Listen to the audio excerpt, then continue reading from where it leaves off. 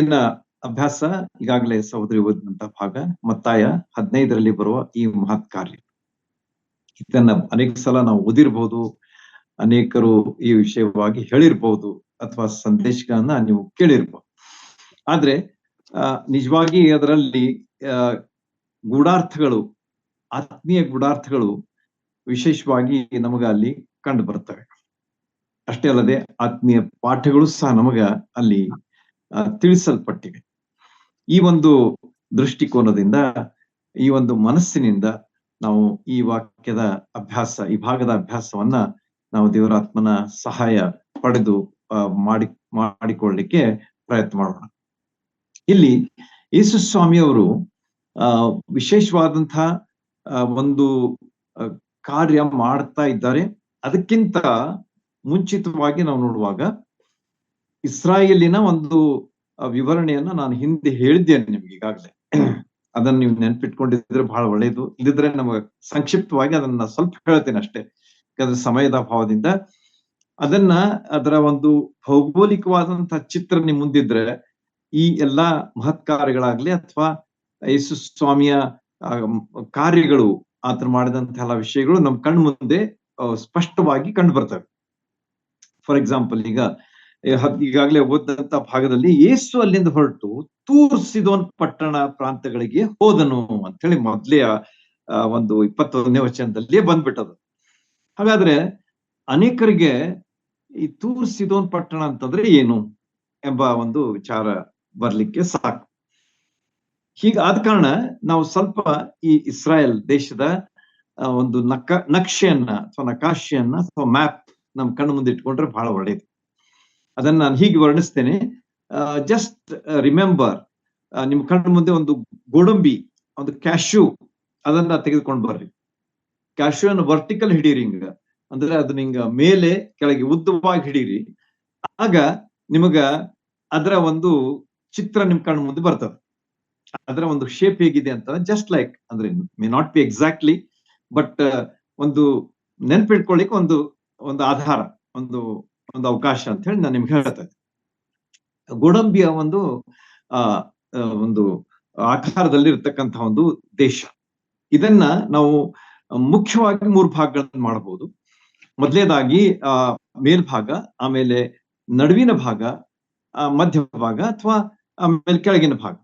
ಈ 3 ಮುಖ್ಯವಾದಂತಹ ಭಾಗಗಳು ಅದರಲ್ಲಿ ನಾವು ಕಂಡು ಬರ್ತವೆ. ಅಂದ್ರೆ ಗೋಡಂಬಿಯ ಚಿತ್ರ, ಅದರಲ್ಲಿ ನೀವು ಕೆಳಗಿನ ಭಾಗ, ಮಧ್ಯಭಾಗ ಮತ್ತು ಮೇಲಿನ ಭಾಗ, ಇದನ್ನ ನೆನ್ಪಿಟ್ಕೊಡ್ರಿ. ಹಾಗಾದ್ರೆ ಮೇಲಿನ ಭಾಗ ಯಾವುದು ಅಂತ ಹೇಳಿ ನೋಡುವಾಗ ಅದು ಗಲಿಲಾಯ. ನೆನ್ಪಿಟ್ಕೊಡ್ರಿ, ಮೇಲಿನ ಭಾಗ ಗಲಿಲಾಯ, ಮಧ್ಯಭಾಗ ಸಮಾರ್ಯ, ಆಮೇಲೆ ಕೆಳಗೆ ಬರ್ತಕ್ಕಂಥ ಭಾಗ ಯಾವ್ದು ಯೂದಾಯ ಭಾಗ ಎಂಬುದಾಗಿ ಈ 3 ಮುಖ್ಯವಾದಂತಹ ಭಾಗಗಳನ್ನ ನಿಮ್ಮ ಕಣ್ಣ ಮುಂದೆ ಇಟ್ಕೊಳ್ರಿ. ಮೇಲಿರುವಂತದ್ದು ಯಾವ್ದಂತಂದ್ರೆ ಅದು ಗಲಿಲಾಯ ಸಮುದ್ರಕ್ಕೆ ಹೊಂದಿದಂತ ಒಂದು ಭಾಗಕ್ಕೆ ಅವರು ಗಲಿಲಾಯ ಭಾಗ ಅಂತ ಹೇಳಿ ಕರೀತಾರೆ. ಅದಾದ್ಮೇಲೆ ಬರ್ತಕ್ಕಂಥದ್ದು ಮಧ್ಯಭಾಗ, ಅಲ್ಲಿರ್ತಕ್ಕಂಥ ಸಮಾರ್ಯ ಸೀಮೆ ಅಂತ ಹೇಳ್ತಾರೆ. ಆಮೇಲೆ ಅದ್ರ ಕೆಳಗೆ ಬರ್ತಕ್ಕಂಥ ದಕ್ಷಿಣ ಅಥವಾ ಕೆಳಗಿನ ಭಾಗಕ್ಕೆ ನೀವು ಬರುವಾಗ ಅದು ಏನಾಗಿದೆ ಅಂತಂದ್ರೆ ಅದು ಯೂದಾಯ ಅಂತ ಹೇಳಿ, ಜೂಡಿಯಾ ಅಂತ ಹೇಳಿ ಇಂಗ್ಲಿಷ್ ನಲ್ಲಿ ಕರೀತಾರೆ. ಸೊ ನೆನ್ಪಿಟ್ಕೊಡ್ರಿ, ಈ 3 ಭಾಗಗಳು ಮುಖ್ಯವಾದಂತಹ ಭಾಗಗಳಾಗಿವೆ. ಹಾಗಾದ್ರೆ ಈ 3 ಭಾಗಗಳಲ್ಲಿ ಬರ್ತಕ್ಕಂಥ ಬೇರೆ ಬೇರೆ ಮುಖ್ಯವಾದಂತಹ ಶಹರಗಳು ಅಥವಾ ಊರುಗಳು ಯಾವ ಅಂತ ಹೇಳಿ ಅದನ್ನು ಸಹ ನಾವು ಸ್ವಲ್ಪ ತಿಳ್ಕೊಂಡಿರ್ಬೇಕು. ಯಾಕಂದ್ರೆ ಈ ಎಲ್ಲಾ ಹೆಸರುಗಳು ನಮ್ಮ ಕಣ್ಣು ಮುಂದೆ ಬರ್ತಿರ್ತವೆ ನಾವು ದೇವರ ವಾಕ್ಯ ಓದುವಾಗ. ಆದ್ರೆ ಅದನ್ನ ನೀವು ವಿಜುವಲೈಸ್ ಮಾಡಿದ್ರೆ, ಅದನ್ನ ಕಣ್ಣು ಮುಂದೆ ತೆಗೆದುಕೊಂಡು ಬಂದ್ರೆ ನಿಮ್ಗೆ ಬಹಳಷ್ಟು ಅದರಿಂದ ಲಾಭ ಆಗ್ತದೆ. ಅದು ಎಷ್ಟು ರಿಯಲ್ ಆಗಿದೆ ಎಂಬುದನ್ನ ನೀವು ಅನುಭವಿಸ್ಲಿಕ್ಕೆ ಆಗ್ತದೆ. ಓಕೆ, ಈಗ ಮೇಲಿನ ಭಾಗದಲ್ಲಿ ಇರ್ತಕ್ಕಂಥ ಗಲಿಲಾಯ ಸೀಮೆಯಲ್ಲಿ ಕಪೆರ್ನೌಮ್ ಎಂಬಂತಹದ್ದು ಬಹಳ ಮುಖ್ಯವಾದಂತಹ ಊರು. ಅದನ್ನ ನಾವು ಯೇಸು ಸ್ವಾಮಿಯವರು ತಮ್ಮ ಒಂದು ಹೆಡ್ ಕ್ವಾರ್ಟರ್ಸ್ ಮಾಡಿಕೊಂಡಿದ್ರು ಅಂತ ಹೇಳಿ ನಾವು ಎಷ್ಟೋ ಸಲ ನಾವು ಅದನ್ನ ಕಂಡುಕೊಂಡಿದ್ದೇವೆ. ಹೆಡ್ ಕ್ವಾರ್ಟರ್ಸ್ ಮಾಡ್ಕೊಂಡಂತಹ ಭಾಗ ಅದು ಉತ್ತರ ಭಾಗದಲ್ಲಿ ಇರ್ತಕ್ಕಂಥ ಅಥವಾ ಮೇಲ್ಭಾಗದಲ್ಲಿ ಇರ್ತಕ್ಕಂಥ ಕಪೆರ್ನೌಮ್. ಆಮೇಲೆ ಕಾನಾ ಎಂಬಂತಹ ಊರು ಸಹ ಅಲ್ಲಿ ಬರ್ತದೆ. ನಿಮ್ಗೆ ಗೊತ್ತದೆ, ಯೋಹಾನ ಸುವಾರ್ತೆಯಲ್ಲಿ ನಮಗ ಯೇಸು ಸ್ವಾಮಿ ಮಾಡಿದಂತಹ ಮೊದಲೇ ಕಾರ್ಯ ಕಾನಾ ಊರಿನಲ್ಲಿ ಆಗಿತ್ತು. ಅಂದ್ರೆ ಅದೆಲ್ಲಿತ್ತು ಅಂತಂದ್ರೆ ಮೇಲಿನ ಭಾಗದಲ್ಲಿ ಬರ್ತಕ್ಕಂಥ ಗಲಿಲಾಯ ಸೀಮೆಯಲ್ಲಿ ಕಪೆರ್ನೌಮ್ ಮತ್ತು ಕಾನಾ ಎಂಬಂತವುಗಳು ಮುಖ್ಯವಾದಂತ ಊರುಗಳು. ಓಕೆ, ಎರಡನೇ ಭಾಗಕ್ಕೆ ಬರೋಣ. ಈಗ ಮಧ್ಯ ಭಾಗಕ್ಕೆ ಬರುವಾಗ ಅಲ್ಲಿ ಅದು ಸಮಾರ್ಯ ಸೀಮೆ ಅಂತ ನಾವು ಕರಿತೀವಿ. So Samaria one of the Samaria ಅನ್ನುವಂಥದ್ದು ಒಂದು ಊರಾಗಿತ್ತು ಅಂತ ಹೇಳಿ ನಮ್ಗ ಅಲ್ಲಿ ಕಂಡು ಬರ್ತದೆ. ಅಷ್ಟೇ ಅಲ್ಲದೆ ಸೈಕಾರ್ ಎಂಬುದಾಗಿ ಅಲ್ಲಿಯೂ ಸಹ ಮತ್ತೊಂದು ಊರು ನಮಗ ಕಂಡು ಬರ್ತದೆ. ಅದನ್ನ ನಾವು ಯೋಹಾನ ಸುವಾರ್ತೆಯಲ್ಲಿ ಓದ್ತೇವೆ. ಅಲ್ಲಿ ನಾವು ನಾಲ್ಕನೇ ಅಧ್ಯಾಯಕ್ಕೆ ಬರುವಾಗ ಅಲ್ಲಿ ಸ್ಪಷ್ಟವಾಗಿ ಅದರ ಬಗ್ಗೆ ನಮಗ ಹೇಳಲ್ಪಟ್ಟಿದೆ. ನೋಡ್ರಿ ಏನ್ ಹೇಳ್ತಾನೆ, ಆತನು ಯೂದಾಯವನ್ನು ಬಿಟ್ಟು ಗಲಿಲಾಯಕ್ಕೆ ತಿರುಗಿ ಹೋದನು ಎಂಬುದಾಗಿ. ಆಮೇಲೆ 5ನೇ ವಚನಕ್ಕೆ ಬರುವಾಗ 4ನೇ ಅಧ್ಯಾಯ 5ನೇ ವಚನ ಯೋಹಾನ ಸುವಾರ್ತೆ, ಅಲ್ಲಿ ಸಮಾರ್ಯ ಸೀಮೆಗೆ ಸೇರಿದ ಸುಖರ್ ಸೈಕರ್ ಅಂತ ಹೇಳಿ ಇಂಗ್ಲಿಷ್ ನಲ್ಲಿ ಹೇಳ್ತಾರೆ. ಅದು ಕನ್ನಡದಲ್ಲಿ ಅದು ಏನ್ ಹೇಳಿದೆ ಅಂತಂದ್ರೆ ಸುಖರ್ ಎಂಬಂತ ಊರಿಗೆ ಬಂದನು ಎಂಬುದಾಗಿ ಅಲ್ಲಿ ಹೇಳಲ್ಪಟ್ಟಿದೆ. ಹೀಗೆ ಮಧ್ಯ ಭಾಗದಲ್ಲಿ ಇರ್ತಕ್ಕಂಥದ್ದು ಯಾವುದು ಅಂತಂದ್ರೆ ಸಮಾರ್ಯ ಸೀಮೆ. ಅದರಲ್ಲಿ ಬರ್ತಕ್ಕಂಥ ಊರುಗಳು ಯಾವಂತಂದ್ರೆ ಸಮಾರ್ಯ ಮತ್ತು ಸುಖರ್ ಎಂಬಂಥದ್ದು. ಓಕೆ, ಕೆಳಗೆ ಬರೋಣ. ಈಗ ಕೆಳಗಿನ ಭಾಗದಲ್ಲಿ ನಾವು ಯೂದಾಯ ಸೀಮೆಗೆ ಬಂದ್ರೆ ಬಹಳಷ್ಟು ಇಂಟ್ರೆಸ್ಟಿಂಗ್ ಪ್ಲೇಸಸ್ ಅಲ್ಲಿ ನಿಮ್ಗೆ ಸಿಗ್ತವೆ. ಫಾರ್ ಎಕ್ಸಾಂಪಲ್ ನಿಮ್ಗೆ ಬೆತ್ಲೆಹೇಮ್ ಸಿಗ್ತದೆ, ಯೆರೂಸಲೇಮ್ ಸಿಗ್ತದೆ. ಅಷ್ಟೇ ಅಲ್ಲದೆ ಹೆಬ್ರೋನ್, ಬಹಳಷ್ಟು ಕೊನೆಗೆ ನೀವು ಕೆಳಗಿನ ಭಾಗಕ್ಕೆ ಹೋದ್ರೆ ಅಲ್ಲಿ ಹೆಬ್ರೋನ್ ಊರು ಸಿಗ್ತದೆ. ಈ ರೀತಿಯಾಗಿ ಬಹಳಷ್ಟು ಮುಖ್ಯವಾದಂತಹ ಶಹರಗಳು ನಮಗ ದಕ್ಷಿಣ ಭಾಗದಲ್ಲಿ ಅಥವಾ ಕೆಳಭಾಗದಲ್ಲಿ ನಮಗ ಕಂಡು ಬರ್ತವೆ. ಈಗ ನೋಡ್ರಿ, ಈ ಗೋಡಂಬಿಯ ಶೇಪ್ ನಲ್ಲಿ ಇರ್ತಕ್ಕಂಥ ಇಸ್ರಾಯೇಲ್ ನಲ್ಲಿ ಮೇಲ್ಭಾಗ, ಮಧ್ಯಭಾಗ, ಕೆಳಗಿನ ಭಾಗ, ಉತ್ತರ, ಮಧ್ಯ ಅಥವಾ ದಕ್ಷಿಣ ಅಂತ ಹೇಳಿ ನೆನಪಿಡಬಹುದು. ಓಕೆ, ಈಗ ಪಶ್ಚಿಮಕ್ಕೆ ಒಂದು ಊರು ಬರ್ತದೆ. ಅದ್ಯಾವ್ದಂತಂದ್ರೆ ಅದು ಮೇಲ್ಭಾಗದ ತುದಿಯಲ್ಲಿ ನೋಡೋಣ ನಾವೀಗ. ಈಗ ಮೇಲ್ಭಾಗ ಅದು ಮುಗೀತು ಅಂತಂದ್ರೆ ಅಲ್ಲಿ ನೆಕ್ಸ್ಟ್ ಯಾವುದು ಶುರು ಆಗ್ತದೆ ಅಂತಂದ್ರೆ ತೂರ್, ಚಾರಪ್ತಾ ಮತ್ತು ಸಿದೋನ್ ಪ್ರಾಂತಗಳು ಶುರು ಆಗ್ತವೆ. ಅವು ಇಸ್ರಾಯೇಲ್ದಲ್ಲಿ ಬರುವುದಿಲ್ಲ, ಅವು ಪಾಲೆಸ್ತಾನ್ ದೇಶಕ್ಕೆ ಸಂಬಂಧಿಸಿದಂತ ಊರುಗಳಾಗಿವೆ. ನೆನ್ಪಿಟ್ಕೊಡ್ರಿ, ಇವು ಅನ್ಯ ಭಾಗಗಳಾಗಿವೆ, ಅನ್ಯ ಜನರಿಗೆ ಸಂಬಂಧಿಸಿದಂತ ಭಾಗಗಳಾಗಿವೆ ಅಂತ ಹೇಳಿ ನಾವು ತಿಳ್ಕೊಂಡಿರೋಣ. ಯಾವುದು ಮೇಲ್ಭಾಗಕ್ಕೆ ಅಂತಂದ್ರೆ ಗಲಿಲಾಯ ಸೀಮೆಯ ಮೇಲಿರುವಂತಹ ಭಾಗ ಒಂದು ಸಣ್ಣದಿದೆ, ಒಂದು just small tip of that ಅಂತ ಹೇಳಿ, ಅಪೆಕ್ಸ್ ಅಂತ ಹೇಳಿ ನಾವು ಹೇಳ್ಬೋದು. ಅದರಲ್ಲಿ ನಮಗ ಬರುವಂತಹ ಊರುಗಳು ಬಹಳ ಮುಖ್ಯ. ಅದನ್ನ ಈಗಾಗಲೇ ನಾವು ಓದಿದ್ದೇವೆ. ನಾನು ಹೇಳ್ತಾ ಇದ್ದೇನೆ, ತೂರ್, ಸಿದೋನ್ ಎಂಬಂತಹ ಈ ಪಟ್ಟಣಗಳು ಏನಾಗಿವೆ ಅಂತಂದ್ರೆ ಇವು ಮೇಲ್ಭಾಗದ ಮೇಲೆ ಇರ್ತಕ್ಕಂಥ ಅಂಚಿನಲ್ಲಿ ಅವು ಇಸ್ರಾಯೇಲ್ಗೆ ಸಂಬಂಧಿಸಿದಂತ ಭಾಗದಲ್ಲಿ ಇರುವಂತವುಗಳಾಗಿವೆ. ಅನ್ಯ ದೇಶಕ್ಕೆ ಅಥವಾ ಅನ್ಯ ಜನರಿಗೆ ಸಂಬಂಧಿಸಿದಂತ ಸ್ಥಳಗಳಾಗಿವೆ ಎಂಬುದನ್ನ ನಾವು ತಿಳ್ಕೊಂಡಿರೋಣ. ಅರ್ಥ ಆಯ್ತಂತ ಅನಿಸ್ತದ ನನಗೆ.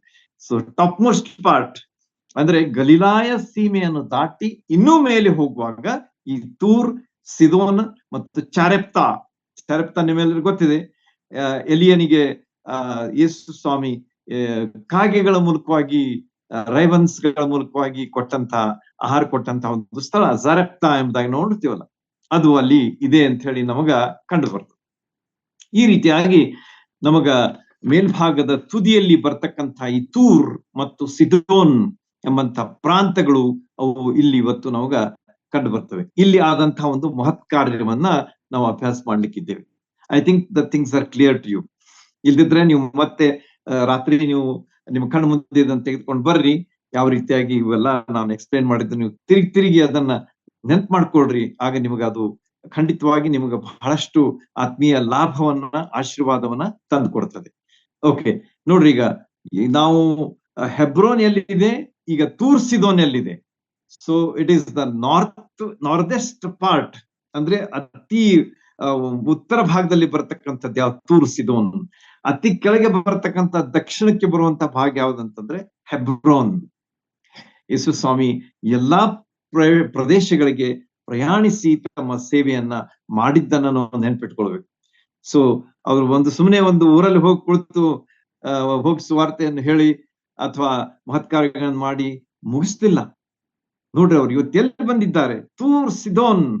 ಅದ್ರ ಬಗ್ಗೆ ನಾನು ನಿಮಗೆ ಅಂತರನ್ನು ಸಹ ನಿಮಗೆ ಹೇಳಲಿಕ್ಕೆ ಮನಸ್ಸು ಮಾಡ್ತೇನೆ. ಅವು ಎಷ್ಟು ದೂರ ಇವೆ ಅಂತಂದ್ರೆ, ತೂರ್ ಮತ್ತು ಗಲಿಲಾಯ ಸೀಮೆಯ ನಡುವಿರುವಂತಹ ಅಂತರ ಎಷ್ಟಿದೆ ಅಂತಂದ್ರೆ 35 ಮೈಲ್ಸ್, 35 ಮೈಲಿಗಳು ಅಂತಂದ್ರೆ it is about 56 kilometers. Nearly ಇಲ್ಲಿಂದ ನಾವು ಸಾಧಾರಣ ಧಾರವಾಡ ಊರಿಗೆ ಅಥವಾ ಬೇಲೂರು ಊರಿಗೆ ಸಾಧಾರಣ ಪ್ರಯಾಣ ಮಾಡುವಷ್ಟು ದೂರ ಅಲ್ಲಿ ನಮಗ ಯೇಸು ಸ್ವಾಮಿ ಹೋದ್ರು ಅಂತ ಹೇಳಿ ಗಲಿಲಾಯ ಸೀಮೆಯ ಮೇಲಿರ್ತಕ್ಕಂಥ ಭಾಗಕ್ಕೆ ಹೋದ್ರು. ತೂರ್ ಮತ್ತು ಸಿದೋನ್. ಸಿದೋನ್ ಅದು ಇನ್ನೂ ದೂರ. ಅದೆಷ್ಟು ಅಂತಂದ್ರೆ 60 miles, ಅಂದ್ರೆ about 96 kilometers. 60 into 1.6 it gives to 96 kilometers ದೂರ. ಅಂದ್ರೆ ಆಲ್ಮೋಸ್ಟ್ ಹುಬ್ಳಿ ಅಷ್ಟು ದೂರ ಅವ್ರು ಹೋಗ್ಬೇಕಾಯ್ತು ಅಂತ ಹೇಳಿ ನಮಗ ಇಲ್ಲಿ ತಿಳಿದು ಬರ್ತದೆ. ಅರ್ಥ ಆಯ್ತಲ್ಲ? ನೋಡ್ರಿ, ಯೇಸು ಸ್ವಾಮಿ ಮಾಡಿದಂತ ಸೇವೆ ಅದು ಒಂದು ಸಣ್ಣ ಒಂದು ಸೇವೆ ಆಗಿರ್ಲಿಲ್ಲ, ಬಹಳ ದೊಡ್ಡ ಸೇವೆ ಆಗಿತ್ತು, ವಿಶಾಲವಾದಂತಹ ಸೇವೆ ಆಗಿತ್ತು. ಅವರು ಬೇರೆ ಬೇರೆ ಸ್ಥಳಗಳಿಗೆ ಬಹಳಷ್ಟು ಶ್ರಮೆ ವಹಿಸಿ ಪ್ರಯಾಣ ಮಾಡಿ ಜನರಿಗೆ ಸುವಾರ್ತೆಯನ್ನ ತಿಳಿಸುವಂತಹ ಸೇವೆ ಅದಾಗಿತ್ತು. ಮತ್ತು ರೋಗಿಗಳನ್ನ ವಾಸಿ ಮಾಡುವಂತಹ ಒಂದು ಸೇವೆ ಆಗಿತ್ತು. ದೇವರ ರಾಜ್ಯದ ವಿಷಯವಾಗಿ ತಿಳಿಸುವಂತಹ ಸೇವೆ ಆಗಿತ್ತು ಎಂಬುದಾಗಿ ನಾವು ತಿಳ್ಕೊಳ್ಬೇಕು. ನಾನು ಹೇಳುವಂತದ್ದರ ತಾತ್ಪರ್ಯ ಏನಂತಂದ್ರೆ, ಯೇಸು ಸ್ವಾಮಿಯ ಸೇವೆ ಎಷ್ಟು ಭವ್ಯವಾದಂತಹ ಸೇವೆ ಆಗಿತ್ತು ಎಂಬುದನ್ನ ನಮ್ಮ ಕಣ್ಣ ಮುಂದೆ ನಾವು ಯಾವಾಗ್ಲೂ ಇಟ್ಕೊಂಡಿರೋಣ. ಮುಂದೆ ನಾವು ನೋಡುವಾಗ ಇಲ್ಲಿ ಬರ್ತಕ್ಕಂಥ ಕಾನಾನ್ ದೇಶದ ಬಗ್ಗೆ ನಾವು ಸ್ವಲ್ಪ ತಿಳ್ಕೊಳ್ಳೋಣ. ಕಾನಾನ್ ದೇಶದಲ್ಲಿ ಬರ್ತಿತ್ತು ಅಂತಂದ್ರೆ, ಇಸ್ರಾಯೇಲರು ಮೇರಿಯನ್ನ ದಾಟಿ ಒಳಗೆ ಬಂದ ಕೂಡ್ಲೆ ಅದು ಹತ್ತುವಂತಹ ಒಂದು ಸ್ಥಳ ಯಾವ್ದಾಗಿತ್ತಂತಂದ್ರೆ ಕಾನಾನ್ ದೇಶದ ಎಂಟ್ರನ್ಸ್ಗೆ ಬರುವಂತಹ ಒಂದು ಭಾಗ ಅದೇನಾಗಿತ್ತು ಅಂತಂದ್ರೆ ಕಾನಾನ್ ಎಂಬುದಾಗಿ ಅಲ್ಲಿ ನಮಗ ತಿಳಿದು ಬರ್ತದೆ. ಈ ರೀತಿಯಾಗಿ ಇಸ್ರಾಯೇಲರು ಮೇರೆ ದಾಟಿ ಬಂದದ್ದು ಒಂದೇ ಸಾರಿ.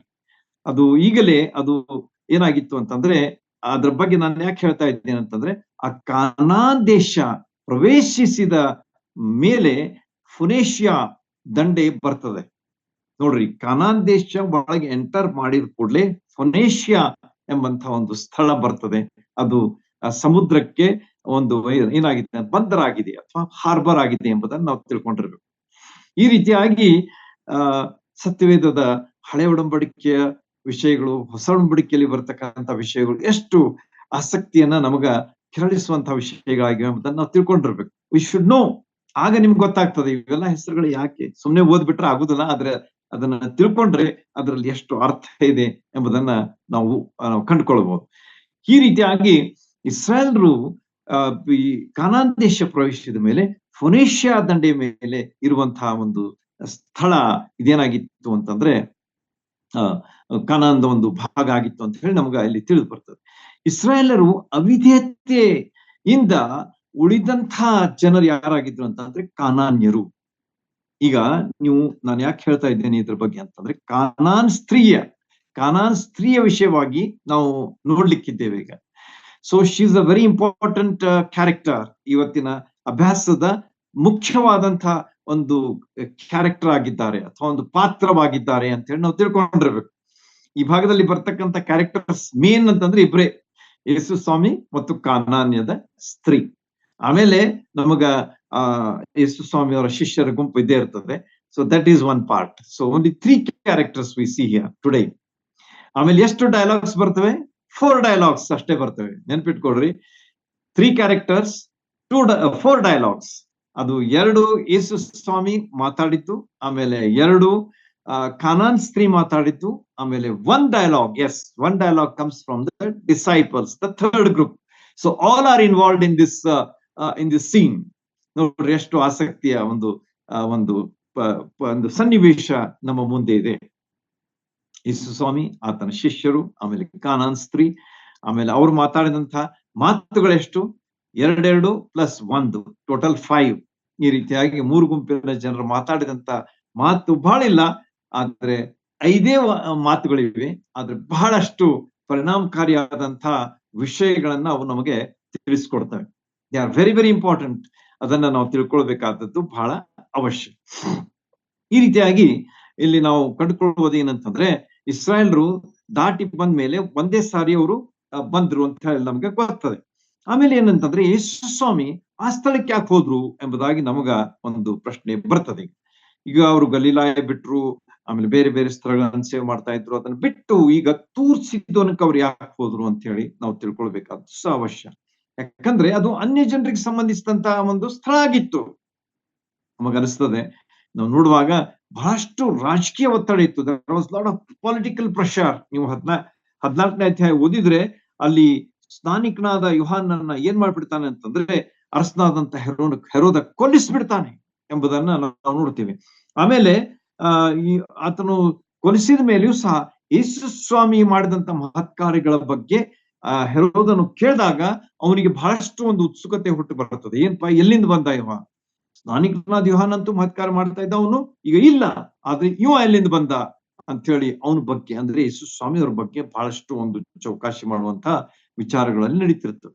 ಈ ರೀತಿಯಾಗಿ lot of political pressure was built up ಆ ಸಂದರ್ಭದಲ್ಲಿ. ಅಷ್ಟೇ ಅಲ್ಲದೆ ಧಾರ್ಮಿಕವಾದಂತಹ ಒಂದು ಒತ್ತಡ ಸಹ ಅಲ್ಲಿತ್ತು. ಅಂದ್ರೆ ಈ ಒಂದು ಶಾಸ್ತ್ರಿಗಳಾಗ್ಲಿ, ಫರಿಸಾಯರಾಗ್ಲಿ, ಯಹೂದ್ಯರಾಗ್ಲಿ, ಸದ್ದುಕಾಯರಾಗ್ಲಿ, ಇವರೆಲ್ಲ ಏನ್ ಮಾಡ್ತಾ ಇದ್ರು ಅಂತಂದ್ರೆ ದೇವರ after the Lord Jesus Christ. ಯಾವಾಗಲೂ ಯೇಸು ಸ್ವಾಮಿ ಅವರು ಹಿಂದೆ ಬಿದ್ದುಕೊಂಡು ಅವರನ್ನ ಏನಾದ್ರೂ ಮಾತಿನಲ್ಲಿ ಶಿಕ್ಷಿಸುವುದಕ್ಕಾಗಿ, ಅವ್ರು ಮಾಡಿದಂತಹ ಕೆಲಸ ಕಾರ್ಯಗಳಿಗೆ ಹೆಸರಿಡುವಂತ ಅಥವಾ ಅದು ದೋಷ ಮಾಡುವಂತಹ, ದೂಷಿಸುವಂತಹ ಒಂದು ಕಾರ್ಯವನ್ನು ಮಾಡುವಂತವ್ರು ಯಾರಾಗಿದ್ರು ಅಂತಂದ್ರೆ ಈ ಗುಂಪಿನ ಜನರಾಗಿದ್ರು. ಆದ ಕಾರಣ ಸಾಕಷ್ಟು ಪೊಲಿಟಿಕಲ್ ಅಂಡ್ ರಿಲಿಜಿಯಸ್ ಪ್ರೆಷರ್ ಅಲ್ಲಿ ಇತ್ತು ಎಂಬುದಾಗಿ ನಾವು ನೋಡುವಾಗ ಅಲ್ಲಿ ಯೇಸು ಸ್ವಾಮಿ ಏನ್ ಮಾಡಿದ್ರು ಅಂತಂದ್ರೆ he went to the top most part of Israel. ಅದನ್ನ ದಾಟಿ ಅವರು ಎಲ್ಲಿ ಹೋದ್ರು ಅಂತಂದ್ರೆ ಅವರು ತೂರ್ ಮತ್ತು ಸಿದೋನ್ ಪಟ್ಟಣಗಳಿಗೆ ಹೋದ್ರು, ಅಲ್ಲಿ ಸೇವೆ ಮಾಡುವುದಕ್ಕಾಗಿ ಅಂತ ಹೇಳಿ ನಮಗ ಅಲ್ಲಿ ಕಂಡು ಬರ್ತದೆ. ಈ ರೀತಿಯಾಗಿ ಅಲ್ಲಿ ಹೋಗುವಾಗ ಅಲ್ಲಿ ಏನಾಯ್ತು ಅಂತಂದ್ರೆ ಅಲ್ಲಿ ಒಬ್ಬ ಕಾನಾನ್ ಸ್ತ್ರೀ ಬಂದ್ಬಿಡ್ತಾರೆ. ಕಾನಾನ್ ಸ್ತ್ರೀ ಅಂತ ಹೇಳಿ ನಾವು ಈಗಾಗಲೇ ನೋಡಿದೀವಿ. ಅಲ್ಲಿ 22ನೇ ವಚನದಲ್ಲಿ ನಾವು ನೋಡುವಾಗ ಅಲ್ಲಿ ನಾವು ಆಕೆ ಬಗ್ಗೆ ಹೇಳಿದ್ವಿ. ಆ ಸೀಮೆಯಿಂದ ಕಾನಾನ್ಯರ ಒಳೊಬ್ಬಳು ಹೊರಟು ಬಂದು ಅಂತ ಹೇಳಿ ಇಲ್ಲಿ ನಮಗ ಇಲ್ಲಿ ಹೇಳಲಾಗಿದೆ. ಅಂದ್ರೆ ಒಬ್ಬ ಸ್ತ್ರೀ, ಕಾನಾನ್ಯಳಾದಂತ ಸ್ತ್ರೀ ಹೊರಟು ನೇರವಾಗಿ ಆಕೆ ಯೇಸು ಸ್ವಾಮಿಯ ಬಳಿಗೆ ಬಂದ್ಬಿಡ್ತಾಳೆ.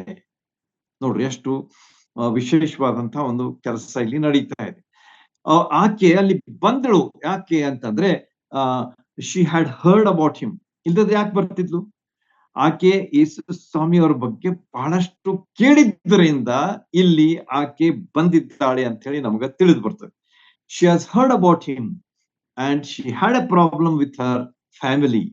ಆಕೆಗೆ ತನ್ನ ಕುಟುಂಬದಲ್ಲಿ ಒಂದು ಸಮಸ್ಯೆ ಇತ್ತು. ಆ ಸಮಸ್ಯೆ ಏನಂತಂದ್ರೆ ಆಕೆಯ ಮಗಳಿಗೆ ದೆವ್ವ ಹಿಡಿದಿತ್ತು ಮತ್ತು ಆಕೆಗೆ ಅದು ಬಹಳಷ್ಟು ಕಾಟ ಕೊಡ್ತಾ ಇತ್ತು.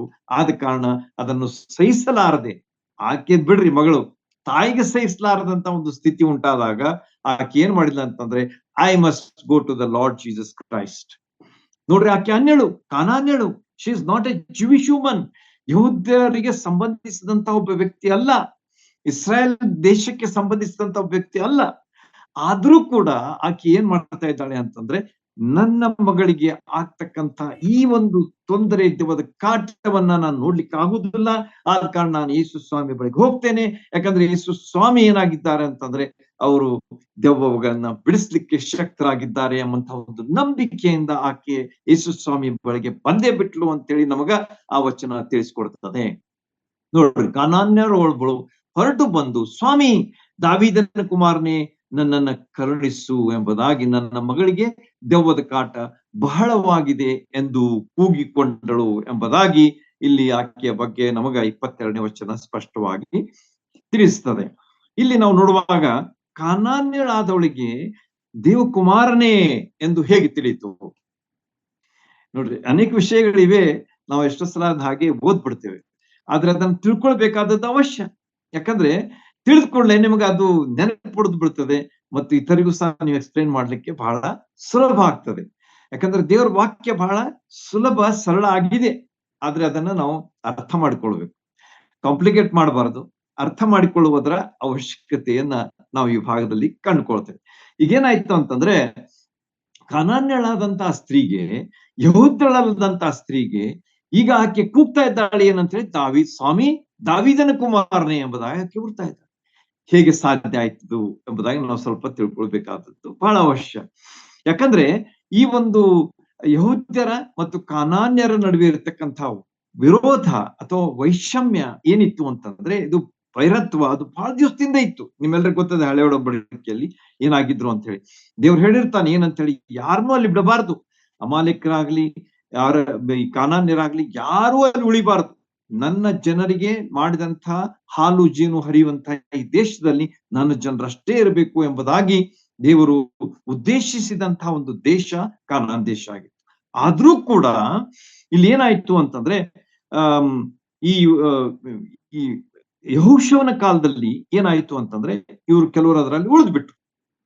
ಯೆಹೋಶುವನು ಅಷ್ಟು ಸೀರಿಯಸ್ ತೆಗೆದುಕೊಳ್ಳದೆ ಈ ಕಾನಾನ್ಯರ ಬಗ್ಗೆ ಆತನು ಬಹಳ ಸೀರಿಯಸ್ ತೆಗೆದುಕೊಳ್ಬೇಕಾಗಿತ್ತು, ಆದ್ರೆ ತೆಗೆದುಕೊಳ್ಳದೆ ಹೋದ ಕಾರಣ ಅಲ್ಲಿ ಕೆಲವರು ಉಳಿದ್ಬಿಟ್ರು ಅಂತ ಹೇಳಿ ನಮಗ ಯೆಹೋಶುವನ ಒಂದು ಪುಸ್ತಕವನ್ನ ಅಭ್ಯಾಸ ಮಾಡುವಾಗ ರೆಫರೆನ್ಸ್ ಕೊಟ್ಟೆ, ಅದನ್ನ ಓದ್ಲಿಕ್ಕೆ ಸಮಯ ಇಲ್ಲ, ಅದ ಕಾರಣ ನೀವು ಓದ್ರಿ, ಕಂಡುಕೊಳ್ರಿ ಯಾವ ರೀತಿಯಾಗಿ ಅವ್ರು ಉಳಿದ್ರು ಅಂತ ಹೇಳಿ. ಈ ರೀತಿಯಾಗಿ ಅವ್ರು ಏನ್ ಮಾಡಿದ್ವು ಅಂತಂದ್ರೆ ಈ ಒಂದು ಹಳೆಯ ವೈರತ್ವವ ಅಲ್ಲಿ ಉಳಿದಿತ್ತು. ಆಮೇಲೆ ಇಲ್ಲಿ ಬಂದಂತ ಕಾನಾನ್ ಸ್ತ್ರೀ ಏನ್ ಮಾಡಿದ್ಲು ಅಂತಂದ್ರೆ ಒಬ್ಬ ಮೆಸ್ಸಿಯ ಬರ್ತಾನೆ, ಯಹೂದ್ಯರಲ್ಲಿ ಒಬ್ಬ ಮೆಸ್ಸಿಯ ಬರ್ತಾನೆ ಎಂಬುದಾಗಿ ಆಕೆ ನಂಬಿದ್ಲು ಅಂತೇಳಿ ನಮಗೆ ಇದರಿಂದ ಕಂಡು ಬರ್ತದೆ. ಇವನ್ ನೀವು ಸಮಾರದ ಸ್ತ್ರೀ ಬಗ್ಗೆ ನೋಡುವಾಗ ಯೋಹಾನ್ ಸುವಾರ್ತೆ 4ನೇ ಅಧ್ಯಾಯದಲ್ಲಿ ಆ ಸಮಾರದ ಸ್ತ್ರೀಯಲ್ಲಿಯೂ ಸಹ ಬಹಳಷ್ಟು ಒಂದು ಇನ್ಫಾರ್ಮೇಶನ್ ಇತ್ತು ಅಂತ ಹೇಳಿ ನಮಗ ಗೊತ್ತದೆ. ನೀವು ಅವರ ಒಂದು ಸಂಭಾಷಣೆ ಯೇಸುಸ್ವಾಮಿ ಮತ್ತು ಸಮಾರ ಸ್ತ್ರೀಯ ವಿಷಯವಾಗಿ ನೀವು ನೋಡಿದ್ರೆ ಬಹಳ ಸುಂದರವಾದಂತಹ ಒಂದು ಸಂಭಾಷಣೆಯನ್ನ ನೀವು ಅಲ್ಲಿ ಕಾಣ್ತೀರಿ. ಅದರ ಬಗ್ಗೆ ನಾನು ಹೇಳುವುದಲ್ಲ, ಸಮಯ ಆಗ್ತದೆ ಅಂತ ಹೇಳಿ.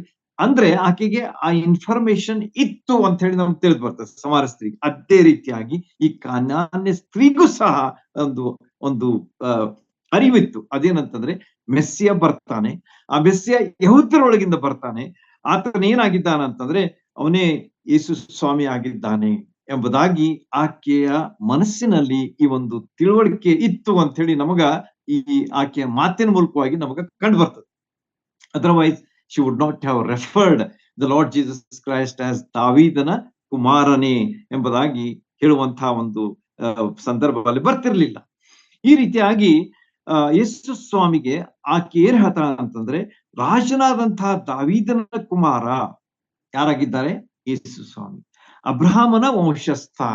ಯೇಸು ಸ್ವಾಮಿಯ ದಾವೀದನ ಇದರಲ್ಲಿ ಬರ್ತಾನೆ ಎಂಬುದಾಗಿ ಆಕೆ ತಿಳ್ಕೊಂಡಿತ್ತು. ಆದ ಕಾರಣ ಆಕೆ ಏನ್ ಹೇಳ್ತಾ ಇದ್ದಾಳೆ ಅಂತಂದ್ರೆ ದಾವೀದನ ಕುಮಾರನೇ ಎಂಬುದಾಗಿ ಆಕೆ ಸಾರ್ವಭೌಮನಾದಂತ ಯೇಸು ಸ್ವಾಮಿ ಬಗ್ಗೆ ಆಕೆ ಕೂಗಿ ಹೇಳ್ತಾ ಇದ್ದಾಳೆ. ಆಮೇಲೆ ಆಕೆ ತನ್ನ ಮಗಳ ವಿಷಯವಾದಂತಹ ಒಂದು ತೊಂದರೆಯನ್ನು ಸಹ ಆಕೆ ಹೇಳ್ತಾ ಇದ್ದಾಳೆ. ಮೊದಲೇದಾಗಿ ಆಕೆಯ ಸಂಬೋಧನೆ ಏನಾಗಿತ್ತು? ಸರಿಯಾದದ್ದಾಗಿ ಸ್ವಾಮಿ ಅಂತ ಹೇಳ್ತಾಳೆ. ಫಸ್ಟ್ ಆಫ್ ಆಲ್ ಲಾರ್ಡ್, ಆಕೆ ಗ್ರಹಿಸ್ಕೊಳ್ತಾಳೆ ಏನಂತೇಳಿ, ಯೇಸು ಸ್ವಾಮಿ ನನ್ನ ಕರ್ತನು, ನನ್ನ ಒಡೆಯನು ಎಂಬುದಾಗಿ. ಆಮೇಲೆ ಎರಡನೇದಾಗಿ ಏನ್ ಹೇಳ್ತಾಳೆ ಅಂತಂದ್ರೆ ದಾವೀದನ ಕುಮಾರನೇ, ಬರಬೇಕಾದಂತಹ ಮೆಸ್ಸಿಯ ನೀನು, ಯಹೂದ್ಯರೊಳಗಿಂದ ರಕ್ಷಣೆಯನ್ನ ಕೊಡುವಂತಹ ರಕ್ಷಕನು ನೀನು, ದಾವೀದನ ಕುಮಾರನು, ದಾವೀದನ ಒಂದು ಕುಲದಿಂದ ಬಂದಂಥವನು ನೀನಾಗಿದ್ದಿ, ಅಬ್ರಹಾಮನ ವಂಶಸ್ಥನು ನೀನಾಗಿದ್ದಿ ಎಂಬುದಾಗಿ ಆಕೆಯಲ್ಲಿ ಅರಿಕೆ ಮಾಡುವುದನ್ನ ನಾವು ನೋಡ್ತೇವೆ. ಮೂರನೇದಾಗಿ ನಾವು ಆಕೆಯ ಬಗ್ಗೆ ನೋಡುವುದೇನಂತಂದ್ರೆ ತನ್ನ ಸಮಸ್ಯೆ ಏನಾಗಿತ್ತು ಎಂಬುದನ್ನ ಯೇಸು ಸ್ವಾಮಿಗೆ ಆಕೆ ಸ್ಪಷ್ಟವಾಗಿ ತಿಳಿಸ್ಕೊಡ್ತಾ ಇದ್ದಾರೆ. ಆ ಸಮಸ್ಯೆ ಏನಾಗಿತ್ತು ಅಂತಂದ್ರೆ ನನ್ನ ಮಗಳಿಗೆ ದೆವ್ವದ ಕಾಟ ಬಹಳವಾಗಿದೆ ಎಂದು ಕೂಗಿಕೊಂಡಳು. ಅಂದ್ರೆ ನೀವು ಇದರ ಒಂದು ಅರ್ಥ ಮಾಡ್ಕೊಳ್ಬಹುದು, ಎಷ್ಟು ಆಕೆಗೆ ಒಂದು ಒಂದು ತೊಂದರೆಯಲ್ಲಿ ಇದ್ದಾಳೆ, ಕೂಗಿಕೊಳ್ಳುವಷ್ಟು ಆಕೆ ತೊಂದರೆಯಲ್ಲಿದ್ದಾಳೆ ಎಂಬುದನ್ನ ನಾವು ಇಲ್ಲಿ ಯೂಶುವಲಿ ನಾವು ನೋಡುವಾಗ ಸಾಧಾರಣವಾಗಿ ನಾವು ಮಾತಾಡ್ತಿರ್ತೇವೆ, ಎದುರ ಬದುರ ಬಂದ್ರೆ ನಾವು ಮಾತಾಡ್ತಿರ್ತೇವೆ, ಹೇಳ್ತಿರ್ತೇವೆ, ಕೇಳಿಸ್ತಿರ್ತದೆ ಅಷ್ಟೇ. ಆದ್ರೆ ಈ ಭಾಗದಲ್ಲಿ ನಾವು ನೋಡುವಾಗ ಈ ಕಾನಾನ್ಯ ಸ್ತ್ರೀ ಏನು ಮಾಡ್ತಾ ಇದ್ದಾಳೆ? ಕೂಗಿಕೊಳ್ತಾ ಇದ್ದಾಳೆ. She is crying out. ಆಕೆಗೆ ಬಹಳಷ್ಟು ಆ ತೊಂದರೆಯನ್ನು ಅನುಭವಿಸುವಂತಹ ಮಗಳ ವೇದನೆಯನ್ನ ತನ್ನ ವೇದನೆ ಏನೋ ಎಂಬಂತಹ ರೀತಿಯಲ್ಲಿ ಅದನ್ನ ವ್ಯಕ್ತಪಡಿಸ್ತಾ ಇದ್ದಾಳೆ ಅಂತ ಹೇಳಿ ನಾವು ಹೇಳಬಹುದು. ಆದ ಕಾರಣ ಯಾಕೋಬ್ ಹೇಳ್ತಾನೆ 4ನೇ ಅಧ್ಯಾಯದ 5ನೇ ತನ್ನ ಪತ್ರದಲ್ಲಿ ಹೇಳ್ತಾನೆ ಏನಂತೇಳಿ, ನೀತಿವಂತನ ಅತ್ಯಾಸಕ್ತಿಯುಳ್ಳ ಪ್ರಾರ್ಥನೆಯು ಬಹು ಶಕ್ತಿಯುತವಾಗಿದೆ ಎಂಬುದಾಗಿ ಆತನ ಹೇಳ್ತಾನೆ, ಯಾಕೋಬನು ಸಹ. ಅದನ್ನ ನಾವು ನೆನ್ಪಿಟ್ಕೊಳ್ಳೋಣ. ನಮ್ಮದು ಇತರರ ಕಷ್ಟಗಳು ನಮ್ಮ ಕಷ್ಟಗಳೇನೋ ಎಂಬಂತಹ ರೀತಿಯಲ್ಲಿ ನಾವು ಅದರ ತಿಳುವಳಿಕೆಯನ್ನ ಮಾಡಿಕೊಂಡು ದೇವರಿಗೆ ಅದನ್ನ ವ್ಯಕ್ತಪಡಿಸುವಂತದ್ದು ಅತ್ಯಾಸಕ್ತಿಯನ್ನ ತೋರಿಸುವಂತದ್ದಾಗಿದೆ. ಅದನ್ನೇ ಈ ಕಾನಾನ್ಯ ಸ್ತ್ರೀ ಮಾಡ್ತಾ ಇದ್ದಾಳೆ ಎಂಬುದನ್ನ ಈ ಭಾಗ ತಿಳಿಸ್ಕೊಡ್ತದೆ. ಆಕೆ ತನಗೋಸ್ಕರವಾಗಿ ಪ್ರಾರ್ಥಿಸ್ತಾ ಇಲ್ಲ, ಆದ್ರೆ ತನ್ನ ಮಗಳಿಗೋಸ್ಕರವಾಗಿ ಪ್ರಾರ್ಥಿಸ್ತಾ ಇದ್ದಾಳೆ. She is praying for her daughter. ನೋಡ್ರಿ ಎಷ್ಟು ಮುಖ್ಯವಾದಂತಹ ಒಂದು ಅಂಶವನ್ನ ನಮಗ ತೋರಿಸ್ಕೊಳ್ತದೆ. ಈ ದಿವಸಗಳಲ್ಲಿ ನಮ್ಮ ಕುಟುಂಬಗಳಲ್ಲಿ ನಾವು ನಮ್ಮ ಮಕ್ಕಳಿಗೋಸ್ಕರವಾಗಿ ಎಷ್ಟು ಪ್ರಾರ್ಥಿಸ್ತೇವೆ ಎಂಬುವಂಥದ್ದು ಇಲ್ಲಿ ನಮ್ಮ ಮುಂದೆ ಹಿಡಿದಂತಹ ಕನ್ನಡಿ. This is a mirror before us. ನಾವು ಎಷ್ಟು ನಮ್ಮ ಕುಟುಂಬದಲ್ಲಿರ್ತಕ್ಕಂಥ ಮಕ್ಕಳಿಗೋಸ್ಕರವಾಗಿ ಪ್ರಾರ್ಥನೆ ಮಾಡ್ತೀವಿ. ನಾವು ಬಹಳಷ್ಟು ವರ್ಷ ಪ್ಲಾನ್ ಮಾಡ್ತೇವೆ. ಎಸ್, ನನ್ನ ಮಗ ಬಹಳ ದೊಡ್ಡ ವ್ಯಕ್ತಿ ಆಗ್ಬೇಕು, ಅಂತ ಬಹಳ ಕಲಿಬೇಕು, ಒಳ್ಳೆ ಹುದ್ದೆಯಲ್ಲಿ ಇರ್ಬೇಕು, ಬಹಳಷ್ಟು ಸಂಪಾದನೆ ಮಾಡ್ಬೇಕು, ಮೇ ಬಿ ಫಾರಿನ್ ಹೋಗ್ಬೇಕು, ಅಮೆರಿಕಕ್ಕೆ ಹೋಗ್ಬೇಕು, ಅನೇಕ ಯೋಜನೆಗಳನ್ನ ಹಾಕ್ತೇವೆ. ಅದನ್ನ ತಪ್ಪಂತ ಹೇಳುದಿಲ್ಲ. ಆದರೆ ಆತ್ಮೀಯ ರೀತಿಯಲ್ಲಿ ಅವ್ರು ಹೇಗಿರ್ಬೇಕು ಎಂಬುದನ್ನ ನಾವು ಯಾವಾಗಲೂ ತಿಳ್ಕೊಂಡಿರ್ಬೇಕು. That is very important. ಅವ್ರು ಎಲ್ಲೇ ಇರಲಿ, ಅಮೆರಿಕದಲ್ಲಿರ್ಲಿ, ಬೆಳಗಾಂದಲ್ಲಿ ಇರಲಿ, ಅಥವಾ ಎಲ್ಲೇ ಇರಲಿ, but they should be strong, firm in the spiritual matters. ಅವರು ಯಾವಾಗಲೂ ಯೇಸು ಸ್ವಾಮಿ ನಂಬಿ ರಕ್ಷಣೆ ಹೊಂದಿ ಅವರು ದೇವ ಯೇಸು ಸ್ವಾಮಿನ ಪ್ರೀತಿಸುವಂತಹ ವ್ಯಕ್ತಿಗಳಾಗಿದ್ರೆ ನೀವು ಅವ್ರ ಬಗ್ಗೆ ಯೋಚಿಸುವ ಕಾರಣವೇ ಇಲ್ಲ. ಅವ್ರು ಎಲ್ಲೇ ಇರಲಿ, ಅವರು ದೇವರಿಗೆ ಭಯಪಟ್ಟು ಜೀವನ ನಡೆಸುವಂತವರಾಗಿ ದೇವರ ಮಹಿಮೆಗಾಗಿ ಅವರು ಬಾಳ್ತಾ ಇರ್ತಾರೆ ಎಂಬಂತ ಒಂದು ಭರವಸೆ ನಮಗ ಇರ್ತದೆ. ಆದ ಕಾರಣ we must be always concerned about our children and our grandchildren and we must always pray for them ಎನ್ನುವಂತ ಮೊದಲೇ ಅಂಶವನ್ನ ಈ ಭಾಗದಿಂದ ನಾವು ಕಂಡುಕೊಳ್ತೇವೆ. ಮೊದಲೇ ಒಂದು ಪಾಠ ನಮಗೆ ಎಷ್ಟು ಒಳ್ಳೆಯ ಒಂದು ಪಾಠ ಆಗಿದೆ. ನಾವು ನಮ್ಮ ಮಕ್ಕಳಿಗಾಗಿ, ಮೊಮ್ಮಕ್ಕಳಿಗಾಗಿ ಪ್ರಾರ್ಥಿಸುವಂತವರಾಗಿರ್ಬೇಕು. ಅವರ ರಕ್ಷಣೆಗಾಗಿ ಪ್ರಾರ್ಥಿಸಬೇಕು. ಅವರು ದೇವರ ಭಯಭಕ್ತಿಯಲ್ಲಿ ಬೆಳೆಯುವಂತವರಾಗಿರ್ಬೇಕು. ದೇವರ ಸಭೆಗೆ ಹೋಗುವಂತವರಾಗಿರ್ಬೇಕು. ಆತ್ಮೀಯ ವಿಷಯಗಳಲ್ಲಿ ಭಾಗವಹಿಸುವಂತವರಾಗಿರ್ಬೇಕು. ಆಸಕ್ತಿಯನ್ನು ತೆಗೆದುಕೊಳ್ಬೇಕು. ಬಹಳ ಮುಖ್ಯವಾದಂತಹ ವಿಷಯಗಳು. ಆಗ ಅದರಲ್ಲಿ ಅವರು ತಪ್ಪಿದರೆ ಅವರ ಜೀವನದಲ್ಲಿ ಅವರು ಎಷ್ಟೇ ಗಳಿಸ್ಲಿ, ಅವ್ರು ಏನೇ ಮಾಡ್ಲಿ, ಅವ್ರು ಎಲ್ಲೇ ಇರಲಿ, ತಪ್ಪಿ ಹೋಗ್ತಾರೆ. ಅದರಲ್ಲಿ ಯಾವ ಸಂಶಯನೇ ಇಲ್ಲ. ಹಣದಿಂದ ನಮ್ಮ ಜೀವನ ನಡೆದಿಲ್ಲ, ಹುದ್ದೆಯಿಂದ ನಮ್ಮ ಜೀವನ ನಡೆದಿಲ್ಲ, ಯಾವುದೇ ಲೋಕದ ಭವ್ಯತೆಗಳಿಂದ ನಮ್ಮ ಜೀವನ ಸಾಗುವುದಿಲ್ಲ. ಆದ್ರೆ ದೇವರ ಕೃಪೆಯಿಂದ ನಮ್ಮ ಜೀವನ ಸಾಗ್ತದೆ. ಯೇಸು ಸ್ವಾಮಿಯ ಮಾರ್ಗದರ್ಶನದಲ್ಲಿ ನಮ್ಮ ಜೀವನ ಸಾಗ್ತದೆ ಎಂಬುದನ್ನ ನಾವು ತಿಳ್ಕೊಂಡಿರೋಣ. ಆದ ಕಾರಣ ದೇವರ ರಾಜ್ಯಕ್ಕಾಗಿ, ನೀತಿಗಾಗಿ ತಪ್ಪುಪಡ್ರಿ. ಇವುಗಳ ಸಂಗಡ ಅವೆಲ್ಲವೂ ಬರ್ತವೆ ನಿಮಗ ಅಂತ ಹೇಳಿ ಯೇಸು ಸ್ವಾಮಿ ಮತ್ತಾಯ 6:33 ನಮಗ ಸ್ಪಷ್ಟವಾಗಿ ಹೇಳಿದ್ದಾರೆ. ಆದ ಕಾರಣ ಆತ್ಮೀಯ ವಿಷಯಗಳ ಬಗ್ಗೆ ನಾವು ಯಾವಾಗಲೂ ಎಚ್ಚರ ವಹಿಸೋಣ ಮತ್ತು ಎಚ್ಚರದಿಂದ ನಮ್ಮ ಮಕ್ಕಳಿಗಾಗಿ, ಮೊಮ್ಮಕ್ಕಳಿಗಾಗಿ ನಾವು ಪ್ರಾರ್ಥನೆ ಮಾಡೋಣ. ಮುಂದೆ 23ನೇ ವಚನಕ್ಕೆ ನಾವು ಬರುವಾಗ ಅಲ್ಲಿ ಯೇಸು ಸ್ವಾಮಿ ಏನ್ ಹೇಳ್ತಾರೆ, ಆಗ ಆತನು ಆಕೆಗೆ ಏನೂ ಉತ್ತರ ಕೊಡ್ಲಿಲ್ಲ. ನೋಡ್ರಿ, ಎಷ್ಟು ಒಂದು ವಿಚಿತ್ರವಾಗಿ ನಮ್ಗೆ ಅನಿಸ್ತದೆ. ಆದ ಕಾರಣ ಈ ಭಾಗ ನಾನು ತೆಗೆದುಕೊಂಡಿದ್ದೇನೆ. ಎಷ್ಟೋ ಜನರಿಗೆ ಪ್ರಶ್ನೆ ಅರ್ಥ ಉಳಿದ್ ಬಿಟ್ಟವೆ ನನ್ಗೆ ಅನಿಸ್ತದೆ. Some people it is a question only. ಯಾಕೆ ಹೆಂಗೆ ಯೇಸು ಸ್ವಾಮಿ ಸುಮ್ಮನೆ ಕುಳಿತುಕೊಂಡ ಅಥವಾ ಉತ್ತರ ಯಾಕೆ ಕೊಡ್ಲಿಲ್ಲ ಎಂಬುದನ್ನ ಅವರು ಅದು ವಿಚಾರ ಮಾಡಿರ್ಬಹುದು, ಅಭ್ಯಾಸ ಮಾಡಿರ್ಬಹುದು, ಅಥವಾ ಈ ತರ ಕೇಳಿರ್ಬಹುದು. ಅದು ಒಳ್ಳೇದೇ ಗೊತ್ತಿದ್ರೆ. ಆದ್ರೆ ಜನರಲಿ ಸ್ಪೀಕಿಂಗ್ ಎಷ್ಟೋ ಸಲ ಇಂಥ ಪ್ರಶ್ನೆಗಳು ಬರುವಾಗ ನಾವು ಅಷ್ಟಕ್ಕೆ ಬಿಟ್ಬಿಡ್ತೇವೆ. ಆದ್ರೆ ದೇವ್ರ ವಾಕ್ಯವನ್ನು ಒಳ್ಳೆ ರೀತಿಯಿಂದ ಅಭ್ಯಾಸ ಮಾಡಿ ತಿಳ್ಕೊಳ್ಳುವಂತಹದ್ದು, ಸರಿಯಾಗಿ ಅರ್ಥ ಮಾಡಿಕೊಳ್ಳುವಂತಹದ್ದು ಬಹಳ ಅವಶ್ಯ. ಇಲ್ಲಿ ಆತನು ಏಕೆ ಆಕೆಗೆ ಏನೂ ಉತ್ತರ ಕೊಡ್ಲಿಲ್ಲ ಎಂಬುದಾಗಿ ನಾವು ನೋಡುವಾಗ ನಮಗ ಅನೇಕ ವಿಷಯಗಳು ನಮ್ಗೆ ಕಂಡು ಬರ್ತವೆ ಇದರಲ್ಲಿ. ಮೊದಲನೇದಾಗಿ, ಎಷ್ಟೋ ಸಲ ಯೇಸು ಸ್ವಾಮಿ ನಮಗ ಕೂಡಲೇ ಉತ್ತರ ಕೊಡುದಿಲ್ಲ. ಸಮಟೈಮ್ಸ್ ವಿ ಪ್ರೇ, ನಾವು ಪ್ರಾರ್ಥಿಸ್ತೇವೆ, ನಾವು ಮೊಣಕಾಲೂರಿ ಬೇಡಿಕೊಳ್ತೇವೆ, ಬಹಳಷ್ಟು ಆಸಕ್ತಿಯಿಂದ ವಿಜ್ಞಾಪಿಸ್ತೇವೆ, ಆದ್ರೆ ಉತ್ತರ ಇಮಿಡಿಯೇಟ್ಲಿ ನಮಗೆ ಸಿಗುವುದಿಲ್ಲ. So we have to sometimes wait ಎಂಬುದನ್ನ ಈ ಭಾಗದಿಂದ ನಾವು ಕಂಡುಕೊಳ್ತೇವೆ. ಯೇಸು ಸ್ವಾಮಿ ಆಕೆಗೆ ಏನೂ ಉತ್ತರ ಕೊಡ್ಲಿಲ್ಲ. ಕಾರಣ ಎಷ್ಟೋ ಸಲ ಯೇಸು ಸ್ವಾಮಿ ಕೂಡ್ಲೆ ನಮ್ಗ ಉತ್ತರ ಕೊಡದೇ ಇರಬಹುದು. ಮತ್ತು ಎರಡನೇದಾಗಿ ನಾವು ನೋಡುವಾಗ ನಂಬಿಕೆಯನ್ನ ಹೆಚ್ಚಿಸುವುದಕ್ಕಾಗಿ ಯೇಸು ಸ್ವಾಮಿ ಎಷ್ಟೋ ಸಲ ತಡ ಮಾಡ್ತಾನೆ. He delays because to make us strong in our faith. ನಮ್ಮ ನಂಬಿಕೆಯಲ್ಲಿ ನಾವು ಬಲಗೊಳ್ಳಬೇಕು ಎಂಬುದಾಗಿ, ಅಥವಾ ಅದರಲ್ಲಿ ನಾವು ವೃದ್ಧಿ ಆಗಬೇಕು ಎಂಬುದಾಗಿ ಯೇಸು ಸ್ವಾಮಿ ನಮಗ ಉತ್ತರ ಕೊಡದೆ ಇರಬಹುದು. ಮೂರನೇದಾಗಿ, ನಮ್ಮನ್ನ ಪರೀಕ್ಷಿಸಿ ಆಮೇಲೆ ನಮಗ ಉತ್ತರ ಕೊಡ್ತಾನೆ ಎಷ್ಟೋ ಸಲ. ಥರ್ಡ್ ರೀಸನ್ ನೆನ್ಪಿಟ್ಕೊಳ್ರಿ, ನೋಟ್ ಮಾಡ್ಕೊಳ್ರಿ, ದಯಮಾಡಿ ಪೆನ್ಸಿಲ್, ಪೇಪರ್, ಪೆನ್ ಗಳನ್ನ ತೆಗೆದುಕೊಂಡು ಬಂದು ಈ ಪಾಯಿಂಟ್ಸ್ ಗಳನ್ನ ನೀವು ನೋಟ್ ಮಾಡ್ಕೊಂಡ್ರೆ ನೀವು ಆಮೇಲೆ ನಿಮ್ಮ ವೈಯಕ್ತಿಕ ಅಭ್ಯಾಸಗಳಲ್ಲಿ ಬಹಳಷ್ಟು ನಿಮಗೆ ಸಹಾಯ ಆಗ್ತದೆ. ಆದ ಕಾರಣ ಜಸ್ಟ್ ಟೇಕ್ ಇಂಟ್ರೆಸ್ಟ್, ಇವನ್ ನೋಟ್ ಮಾಡ್ಕೊಂಡ್ರೆ ನಿಮ್ಗೆ ಬಹಳಷ್ಟು ಉಪಯೋಗ ಆಗ್ತದೆ. ಮೊದಲನೇದಾಗಿ ನಾವೇನ್ ನೋಡಿದ್ವು ಅಂತಂದ್ರೆ, ಕೂಡಲೇ ಆತನು ಉತ್ತರ ಕೊಡದೇ ಇರುವಾಗ ಅದೇನಾಗಿದೆ ಅಂತಂದ್ರೆ, ಅದು ನಾವು ನಮ್ಮ ನಂಬಿಕೆ ನಾವು ಯಾವ ರೀತಿಯಾಗಿರ್ಬೇಕು, ಅದು ಹೇಗೆ ಹೆಚ್ಚಾಗ್ಬೇಕು ಎಂಬುದಾಗಿ ಯೇಸು ಸ್ವಾಮಿ ನಮಗ ಕೂಡಲೇ ಉತ್ತರ ಕೊಡುವುದಿಲ್ಲ. ಕೆಲವು ಸಲ ಆತನ ಏನು ನಮ್ಮ ಪರೀಕ್ಷಿಸಿ ಆಮೇಲೆ ಉತ್ತರ ಕೊಡ್ತಾನೆ. ಫಾರ್ ಎಕ್ಸಾಂಪಲ್, ನಿಮ್ಗೆ ಅಬ್ರಹಾಮನ ಉದಾಹರಣೆ ತೆಗೆದುಕೊಡ್ರಿ. ಯೇಸು ದೇವ್ರು ಹೇಳಿದ್ದ ಆತನಿಗೆ ಏನಂತ ಹೇಳಿ, ನಿನಗೆ ಒಬ್ಬ ಮಗನನ್ನ ನಾನು ಕೊಡ್ತೇನೆ ಅಂತ ಹೇಳಿದ.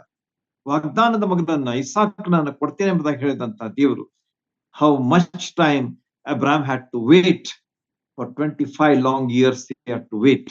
ಅಷ್ಟರೊಳಗೆ ಆತನ ಏನೋ ಗಡಿಬಿಡಿ ಮಾಡಿ ಅಲ್ಲಿ ಏನೋ ಮಾಡಿಬಿಟ್ಟ.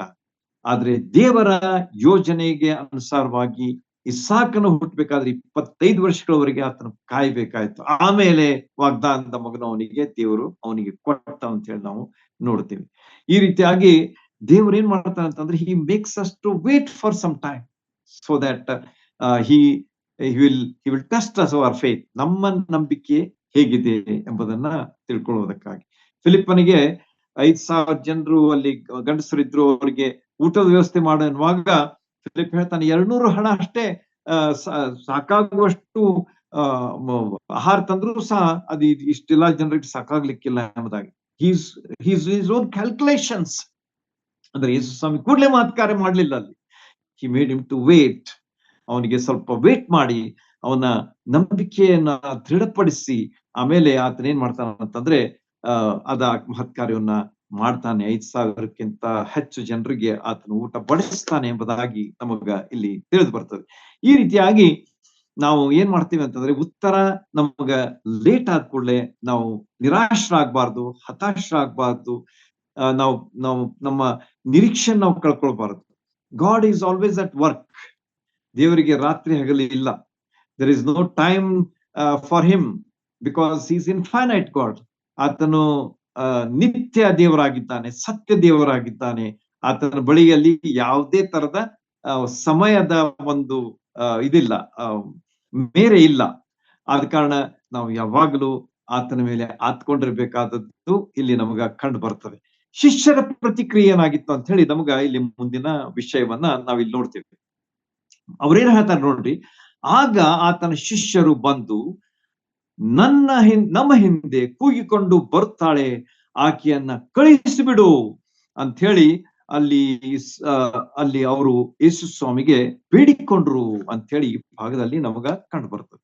ಇಲ್ಲಿ ಶಿಷ್ಯರ ಒಂದು ಪ್ರತಿಕ್ರಿಯೆಯನ್ನ ಈ ಒಂದು ಮಾತು ನಮಗ ತಿಳಿಸ್ತದೆ. ಜಸ್ಟ್ 1 ಸೆಂಟೆನ್ಸ್ ಅಷ್ಟೇ ಅವ್ರು ಮಾತಾಡಿದ್ದಾರೆ.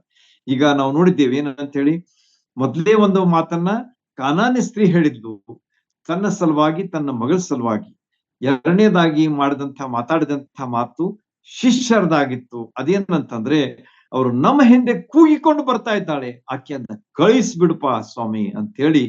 She is disturbing us, she is shouting at the top of her voice may be.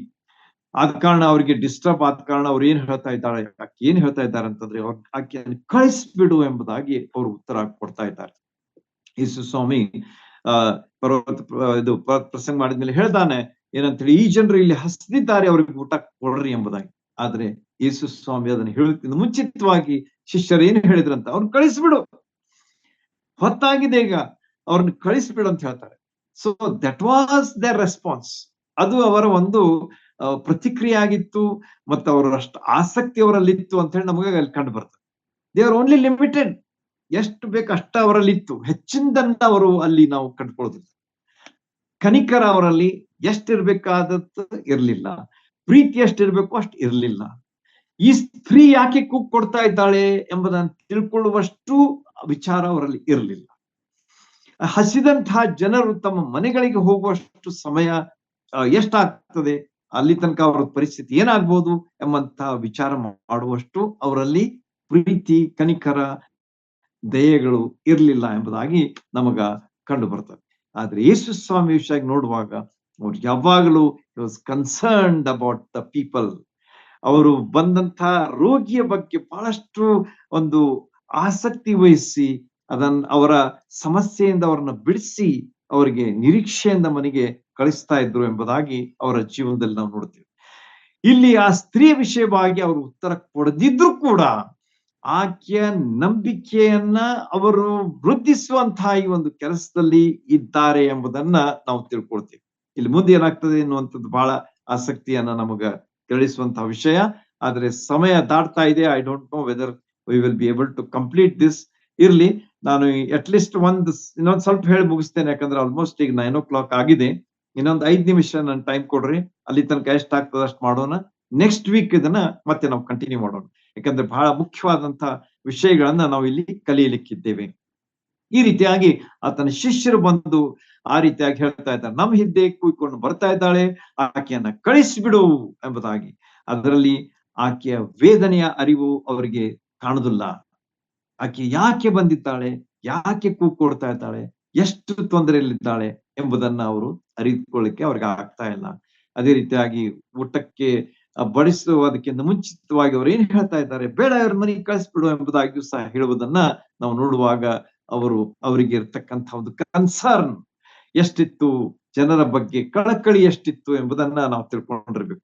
ಆದ ಕಾರಣ ಯೇಸು ಸ್ವಾಮಿಯ ಶಿಷ್ಯರಾದಂತ ನಾವು, ಯೇಸು ಸ್ವಾಮಿಯನ್ನ ನಮ್ಮ ಸ್ವಂತ ರಕ್ಷಕನಾಗಿ ಸ್ವೀಕರಿಸಿಕೊಂಡಂತ ನಾವು, how much concerned we are, ನಾವು ಎಷ್ಟು ಕಾಳಜಿ ಉಳ್ಳವರಾಗಿದ್ದೇವೆ, ನಾವೆಷ್ಟು ಜನರ ಬಗ್ಗೆ ಕಳಕಳಿ ಉಳ್ಳವರಾಗಿದ್ದೇವೆ. This is very important. ನಾವು ಕ್ರೈಸ್ತರೆಂಬುದಾಗಿ ಹೇಳುವುದು ಅಷ್ಟೇ ಮುಖ್ಯ ಅಲ್ಲ, ಆದ್ರೆ ನಾವು ಕ್ರಿಸ್ತಿಯ ಜೀವಿತದಲ್ಲಿ ಯೇಸು ಸ್ವಾಮಿಯನ್ನ ಹಿಂಬಾಲಿಸಿ ಜೀವಿಸುವಂತಹ ನಮ್ಮ ಜೀವನ, ಅದು ಕಳಕಳಿಯಿಂದ ಕೂಡಿದಂತಹ ಜೀವನ ಆಗಿದೆಯೋ, ಕನಿಕರದಿಂದ ಕೂಡಿದಂತಹ ಜೀವನ ಆಗಿದೆಯೋ, ಪ್ರೀತಿಯಿಂದ ತುಂಬಿದಂತಹ ಜೀವನ ಆಗಿದೆಯೋ ಎಂಬುದನ್ನ ನಾವು ಪರೀಕ್ಷೆ ಮಾಡಿ ತಿಳ್ಕೊಳ್ಬೇಕಾದದ್ದನ್ನ ಈ ಭಾಗ ನಮಗೆ ತಿಳಿಸ್ಕೊಡ್ತದೆ. ಇಲ್ಲಿ ನಾವು ನೋಡುವಾಗ ಅವ್ರನ್ನ ಮನೆಗೆ ಕಳಿಸ್ಬಿಡ ಅಂತ ಹೇಳಿದ್ಮೇಲೆ ಅದ್ಭುತ ಮಾಡುವಂತಹ ಯೇಸು ಸ್ವಾಮಿಯ ಬಗ್ಗೆ ಇಲ್ಲಿ ಅವರಿಗೆ ಪರವೇ ಇಲ್ಲ ಅನಿಸ್ತದ. They are list bothered about what the Lord Jesus can do at this time, ಅಥವಾ ಈ ಸಂದರ್ಭದಲ್ಲಿ ಯೇಸು ಸ್ವಾಮಿ ಏನು ಮಾಡಬಹುದು ಎಂಬಂತ ಮಾಡ್ತಾನೆ ಎಂಬಂತ ಒಂದು ಅರಿವು ಅವರಿಗೆ ಪರವೇ ಅವರಲ್ಲಿ ಇದ್ದಂಗ ಇಲ್ಲ. ಆದ ಕಾರಣ ನಮ್ಮ ಜೀವನದಲ್ಲಿ let us be always sure of our Lord Jesus Christ. ಯೇಸು ಸ್ವಾಮಿ ಯಾರಾಗಿದ್ದಾರೆ, ಯೇಸು ಸ್ವಾಮಿ ಏನ್ ಹೇಳಿದ್ದಾರೆ, ಯೇಸು ಸ್ವಾಮಿ ಏನ್ ಮಾಡಿದ್ದಾರೆ ಎಂಬುದನ್ನ ನಾವು ಯಾವಾಗಲೂ ನಮ್ಮ ಜೀವನದಲ್ಲಿ ತಿಳ್ಕೊಂಡವರಾಗಿ, ನಮ್ಮ ಪ್ರತಿಯೊಂದು ಹೆಜ್ಜೆಯು ಒಂದು ಭರವಸೆಯಿಂದ ಕೂಡಿದಂತ ಹೆಜ್ಜೆ ಆಗಿರಲಿ. Let us walk the Christian life with confidence, not self-confidence, but confidence on the Lord Jesus Christ. ಕರ್ತನಾದಂತ ಯೇಸು ಸ್ವಾಮಿಯವರ ಮೇಲಿನ ಭರವಸೆಯಿಂದ ನಮ್ಮ ಕ್ರಿಸ್ತಿಯ ಜೀವನ, ನಮ್ಮ ಹೆಜ್ಜೆಗಳು ಅವು ಭರವಸೆಯಿಂದ ಕೂಡಿದಂತ ಹೆಜ್ಜೆ ಆಗಿರಲಿ. ಆಗ ನಮ್ಮ ಜೀವನದಲ್ಲಿ ಅದ್ಭುತಗಳನ್ನ ನಾವು ಅನುಭವಿಸ್ಲಿಕ್ಕೆ ಆಗ್ತದೆ, ಮತ್ತು ನಮ್ಮ ಬಾಳು ಸಹ ಅದು ನಿಜವಾಗಿ ಒಂದು ಮಾದರಿಯ ಒಂದು ಬಾಳ ಆಗಿರ್ತದೆ ಎಂಬುದಾಗಿ ನಾವು ಈ ದೇವರ ವಾಕ್ಯದ ಆಧಾರದಿಂದ ಹೇಳಬಹುದು. ಈಗ ಯೇಸು ಸ್ವಾಮಿ ಏನ್ ಮಾಡ್ಬಿಟ್ರು ಅಂತಂದ್ರೆ, ನಾವು ಮುಂದಿನ ವಚನಕ್ಕೆ ಬರುವಾಗ ಇದು ಒಂದು ವಚನ ಮಾಡಿ ಮುಗಿಸೋಣ, ಅಂದ್ರೆ ನೆಕ್ಸ್ಟ್ ವೀಕ್ ವಿಲ್ ಕಂಟಿನ್ಯೂ. ಆ ಶಿಷ್ಯರು ಆತನನ್ನ ಬೇಡಿಕೊಂಡಾಗ 24ನೇ ವಚನಕ್ಕೆ ನಾವು ಬರ್ತೇವೆ. ಅಲ್ಲಿ ಏನಾಗ್ತದೆ ನೋಡ್ರಿ, ಅಲ್ಲಿ ಆತನ ಹೇಳ್ತಾನೆ, ಅದಕ್ಕೆ ಆತನು ತಪ್ಪಿಸಿಕೊಂಡ ಕುರಿಗಳಂತಿರುವ ಇಸ್ರಾಯೇಲನ ಮನೆತನದವರ ಬಳಿಗೆ ಹೊರತು ಮತ್ತಾರ ಬಳಿಗೂ ನಾನು ಕಳುಹಿಸಲ್ಪಟ್ಟವನಲ್ಲ ಅಂದನು ಎಂಬುದಾಗಿ ಒಂದು ಯೇಸು ಸ್ವಾಮಿಯ ಮೊದಲನೆಯ ಮಾತನ್ನ ಇಲ್ಲಿ ನಾವು ನೋಡ್ತೇವೆ. The first word or the sentence that was uttered by the Lord Jesus Christ or said by the Lord Jesus Christ was very, very, very important. ಯೇಸು ಸ್ವಾಮಿ ಯಾಕೆ ಮಾತಾಡಿದಾಗ ಸುಮ್ಮನೆ ಯಾಕೆ ಇಟ್ಟ ಎನ್ನುವುದಕ್ಕೆ ಇಲ್ಲಿ ಕಾರಣ ಸಹ ಇಲ್ಲಿ ಆತನು ಮೊದಲೇದಾಗಿ ಹೇಳ್ತಾನೆ. ಅಲ್ಲಿ ಆತನ ಹೇಳುವುದೇನಂತಂದ್ರೆ, ತಪ್ಪಿಸಿಕೊಂಡಂತಹ ಕುರಿಗಳಂತಿರುವ ಇಸ್ರಾಯೇಲಿನ ಮನೆತನರ ಬಳಿಗೆ ಹೊರತು ಮತ್ತಾರ ಬಳಿಗೂ ನಾನು ಕಳುಹಿಸಲ್ಪಟ್ಟವನಲ್ಲ ಎಂಬುದಾಗಿ ಯೇಸು ಸ್ವಾಮಿ ಇಲ್ಲಿ ಸ್ಪಷ್ಟವಾಗಿ ಒಂದು ಮಾತನ್ನ ಹೇಳಿದ್ರು. ಆದ ಕಾರಣ ನಾನು ಉತ್ತರ ಕೊಡ್ಲಿಲ್ಲ ಆಕೆಗೆ, ಯಾಕಂದ್ರೆ ನಾನು ಕಳಿಸಲ್ಪಟ್ಟಂತಹ ಕೆಲಸ ಯಾರ ಸಲುವಾಗಿ ಅಂತಂದ್ರೆ ಯಹೂದ್ಯರ ಸಲುವಾಗಿ, ಅದು ಅನ್ಯರಿಗಾಗಿ ಅಲ್ಲ ಎಂಬುದಾಗಿ ಅವರು ಇಲ್ಲಿ ಸ್ಪಷ್ಟೀಕರಿಸ್ತಾ ಇದ್ದಾರೆ. ತಪ್ಪಿ ಹೋದಂತ ಕುರಿಗಳಂತಿರುವ ಇಸ್ರಾಯೇಲನ ಮನೆತನದವರಿಗೆ ಅವರ ಬಳಿಗೆ ಹೊರತು ಮತ್ತಾರ ಬಳಿಗೂ ನಾನು ಕಳಿಸಲ್ಪಟ್ಟವನಲ್ಲ ಎಂಬುದಾಗಿ ಹೇಳುವಾಗ ಅನ್ಯರ ಸಲುವಾಗಿ ಅಲ್ಲ, ಮತ್ತು ಬೇರೆ ಖಂಡಿತವಾಗಿ ಕಾನಾನ್ಯರಿಗೋಸ್ಕರವಾಗಿ ಅಲ್ಲ. ಯಾಕಂದ್ರೆ ಕಾನಾನ್ಯರು ಏನಾಗಿದ್ರು ಅಂತಂದ್ರೆ ಯಹೂದ್ಯರ ವೈರಿಗಳಾಗಿದ್ರು ಎಂಬುದಾಗಿ ನಾವು ಈಗಾಗಲೇ ಕೇಳಿದ್ದೇವೆ. ಆದ ಕಾರಣ ಅದರ ಅರ್ಥ ಎಷ್ಟು ಸ್ಪಷ್ಟವಾಗಿದೆ ಅಂತ ಹೇಳಿ ನಮಗೆ ಇಲ್ಲಿ ತಿಳಿದು ಬರ್ತದೆ. Don't get confuse. ಇಲ್ಲಿ ಯೇಸು ಸ್ವಾಮಿ ಹಿಂಗೆ ಯಾಕೆ ಹೇಳಿದ್ರು ಎನ್ನುವಂಥದ್ದನ್ನ ನಾವು ತಿಳ್ಕೊಳ್ಬೇಕು. ಅದಕ್ಕೆ ಬಹಳಷ್ಟು ಪುರಾವೆಗಳಿವೆ, ಆಧಾರಗಳಿವೆ. ಅವುಗಳನ್ನ ನಾವು ನೋಡೋಣ. ಯಾಕಂದ್ರೆ ಇಲ್ಲಿ ಯೇಸು ಸ್ವಾಮಿ ಈ ಒಂದು ಮಾತನ್ನು ಹೇಳುವಾಗ ಅದಕ್ಕೆ ಎಷ್ಟು ಅದರ ಹಿನ್ನೆಲೆ ಎಷ್ಟು ಇತ್ತು ಎಂಬುದನ್ನ ನಾವು ತಿಳ್ಕೊಳ್ಬೇಕಾದದ್ದು ಬಹಳ ಅವಶ್ಯ. ಅಂದ್ರೆ ಏನಪ್ಪಾ, ಯೇಸು ಸ್ವಾಮಿ ಬರೀ ಯಹೂದ್ಯರ ಸಲುವಾಗಿ ಅಷ್ಟ ಬಂದ್ರೇನು, ಕಾನಾನ್ ಸಲುವಾಗಿ ಬರ್ಲಿಲ್ಲೇನು, ಅಥವಾ ಅನ್ಯ ಜನರ ಸಲುವಾಗಿ ಬರ್ಲಿಲ್ಲೇನು ಎನ್ನುವಂತಹ ಒಂದು ಪ್ರಶ್ನೆ ನಮಗೆ ಬರ್ತದೆ. ಅದಕ್ಕೆ ನಾವು ಉತ್ತರವನ್ನು ಸಹ ಈ ಉಳಿದಂತಹ 4 ವಚನಗಳಲ್ಲಿ ಸ್ಪಷ್ಟವಾಗಿ ಅದನ್ನ ಕಂಡುಕೊಳ್ತೇವೆ.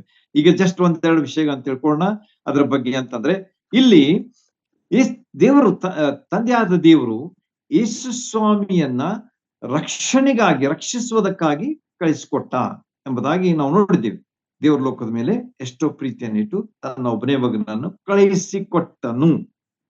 ಅದಕ್ಕೋಸ್ಕರವಾಗಿ ಆತನ ನಂಬುವವನಾದ್ರೂ ನಾಶವಾಗದೆ ಎಲ್ಲರೂ ನಿತ್ಯ ಜೀವನ ಪಡ್ಕೊಳ್ಬೇಕೆಂದು ಆತನನ್ನ ಕೊಟ್ಟನು. ಅಂದ್ರೆ ಯೇಸು ಸ್ವಾಮಿಯನ್ನ ದೇವರು ರಕ್ಷಿಸುವಂತಹ ಕಾರ್ಯಕ್ಕಾಗಿ ಕಳಿಸಿಕೊಟ್ಟನು ಎಂಬುದಾಗಿ. ಮೊದಲನೇದಾಗಿ ಯಾರ ರಕ್ಷಣೆಗೋಸ್ಕರವಾಗಿ? ಯಹೂದ್ಯರ ರಕ್ಷಣೆಗೋಸ್ಕರವಾಗಿ. First, then comes the others. ಅದನ್ನ ನಾವು ಮುಂದೆ ನೋಡ್ತೇವೆ. ಮೊದಲನೇದಾಗಿ ಮಾಡಬೇಕಾದಂತಹ ಕೆಲಸ ಯೇಸು ಸ್ವಾಮಿ ಏನಾಗಿತ್ತು ಅಂತಂದ್ರೆ, ಯಹೂದ್ಯರಿಗೋಸ್ಕರವಾಗಿ ರಕ್ಷಣೆಯ ಒಂದು ಕಾರ್ಯ ಬಗ್ಗೆ ತಿಳಿಸ್ಬೇಕಾಗಿತ್ತು. ರಕ್ಷಣೆಯ ಕಾರ್ಯ ಎಲ್ಲರ ಸಲುವಾಗಿದೆ, ಆದ್ರೆ priority is for God's people, God's chosen people, and they are the people of God, they are Jews. ಯಹೂದ್ಯರ ವಿಷಯವಾಗಿ ಅಲ್ಲಿ ಯೇಸು ಸ್ವಾಮಿ ಹೇಳ್ತಾ ಇದ್ದಾರೆ. ಅಬ್ರಹಾಮನನ್ನ ನಾವು ನೋಡುವಾಗ ಆತನೇನಾಗಿದ್ದ ಅಂತಂದ್ರೆ, ವಿಶೇಷವಾಗಿ ದೇವರು ಅವನನ್ನ ತಂದೆಯಾಗಿ ಆರಿಸಿಕೊಂಡ, father of the nation of Israelites. ನೋಡ್ರಿ, ಯಹೂದ್ಯರ ತಂದೆಯಾಗಿ ಆರಿಸಿಕೊಂಡಂತಹ ವ್ಯಕ್ತಿ ಯಾರಾಗಿದ್ರು ಎಂಬುದಾಗಿ ನಾವು ನೋಡುವಾಗ ಅಬ್ರಹಾಮನು ಆದಿಕಾಂಡ 22:2 ಓದ್ರಿ. 17ನೇ ಅಧ್ಯಾಯ 3-7 ವಚನ ನೋಟ್ ಮಾಡ್ಕೊಂಡು ಓದ್ರಿ. ಆದಿಕಾಂಡ 22:2, 17:3-7. ಅಲ್ಲಿ ಅಬ್ರಹಾಮನನ್ನ ದೇವರು ವಿಶೇಷವಾಗಿ ಅಂದ್ರೆ ಇಸ್ರಾಯೇಲ್ ದೇಶದ ತಂದೆಯನ್ನಾಗಿ ಆರಿಸಿಕೊಂಡ ಎಂಬುದಾಗಿ ಅಲ್ಲಿ ನಾವು ಕಂಡುಕೊಳ್ತೇವೆ. ಆದಿಕಾಂಡ ಪುಸ್ತಕದಲ್ಲಿ ವಿಶೇಷವಾದಂತಹ ದೇಶ, ಆರಿಸಿದಂತಹ ದೇಶ ಅದೇನಾಗಿತ್ತು ಅಂತಂದ್ರೆ ಇಸ್ರಾಯೇಲ್ ದೇಶ, ದೇವ ಜನರದೇ.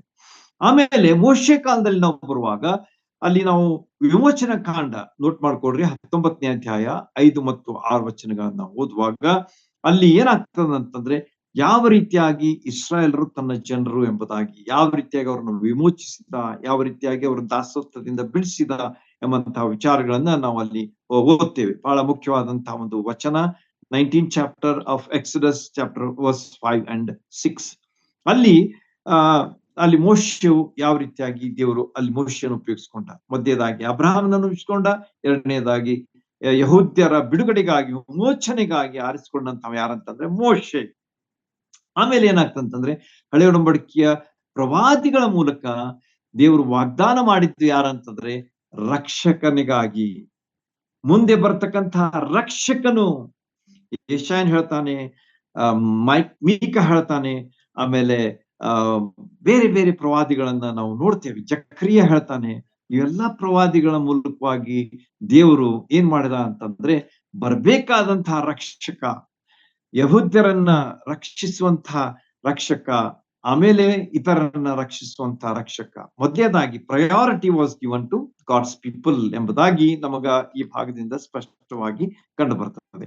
ಆತನು ಯಾರು ಅಂತ ಹೇಳಿ ನಾವು ನೋಡುವಾಗ, ಹೊಸ ಒಡಂಬಡಿಕೆಗೆ ಬರುವಾಗ ಆತನು ರಕ್ಷಕನಾದಂತ ಯೇಸು ಕ್ರಿಸ್ತರೇ ಆಗಿದ್ದಾರೆ.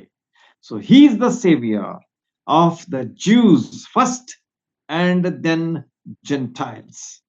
ನಮಗ ದೇವರ ವಾಕ್ಯದ ಅನೇಕ ವಚನಗಳು ಹೇಳ್ತವೆ ಇದರ ಬಗ್ಗೆ.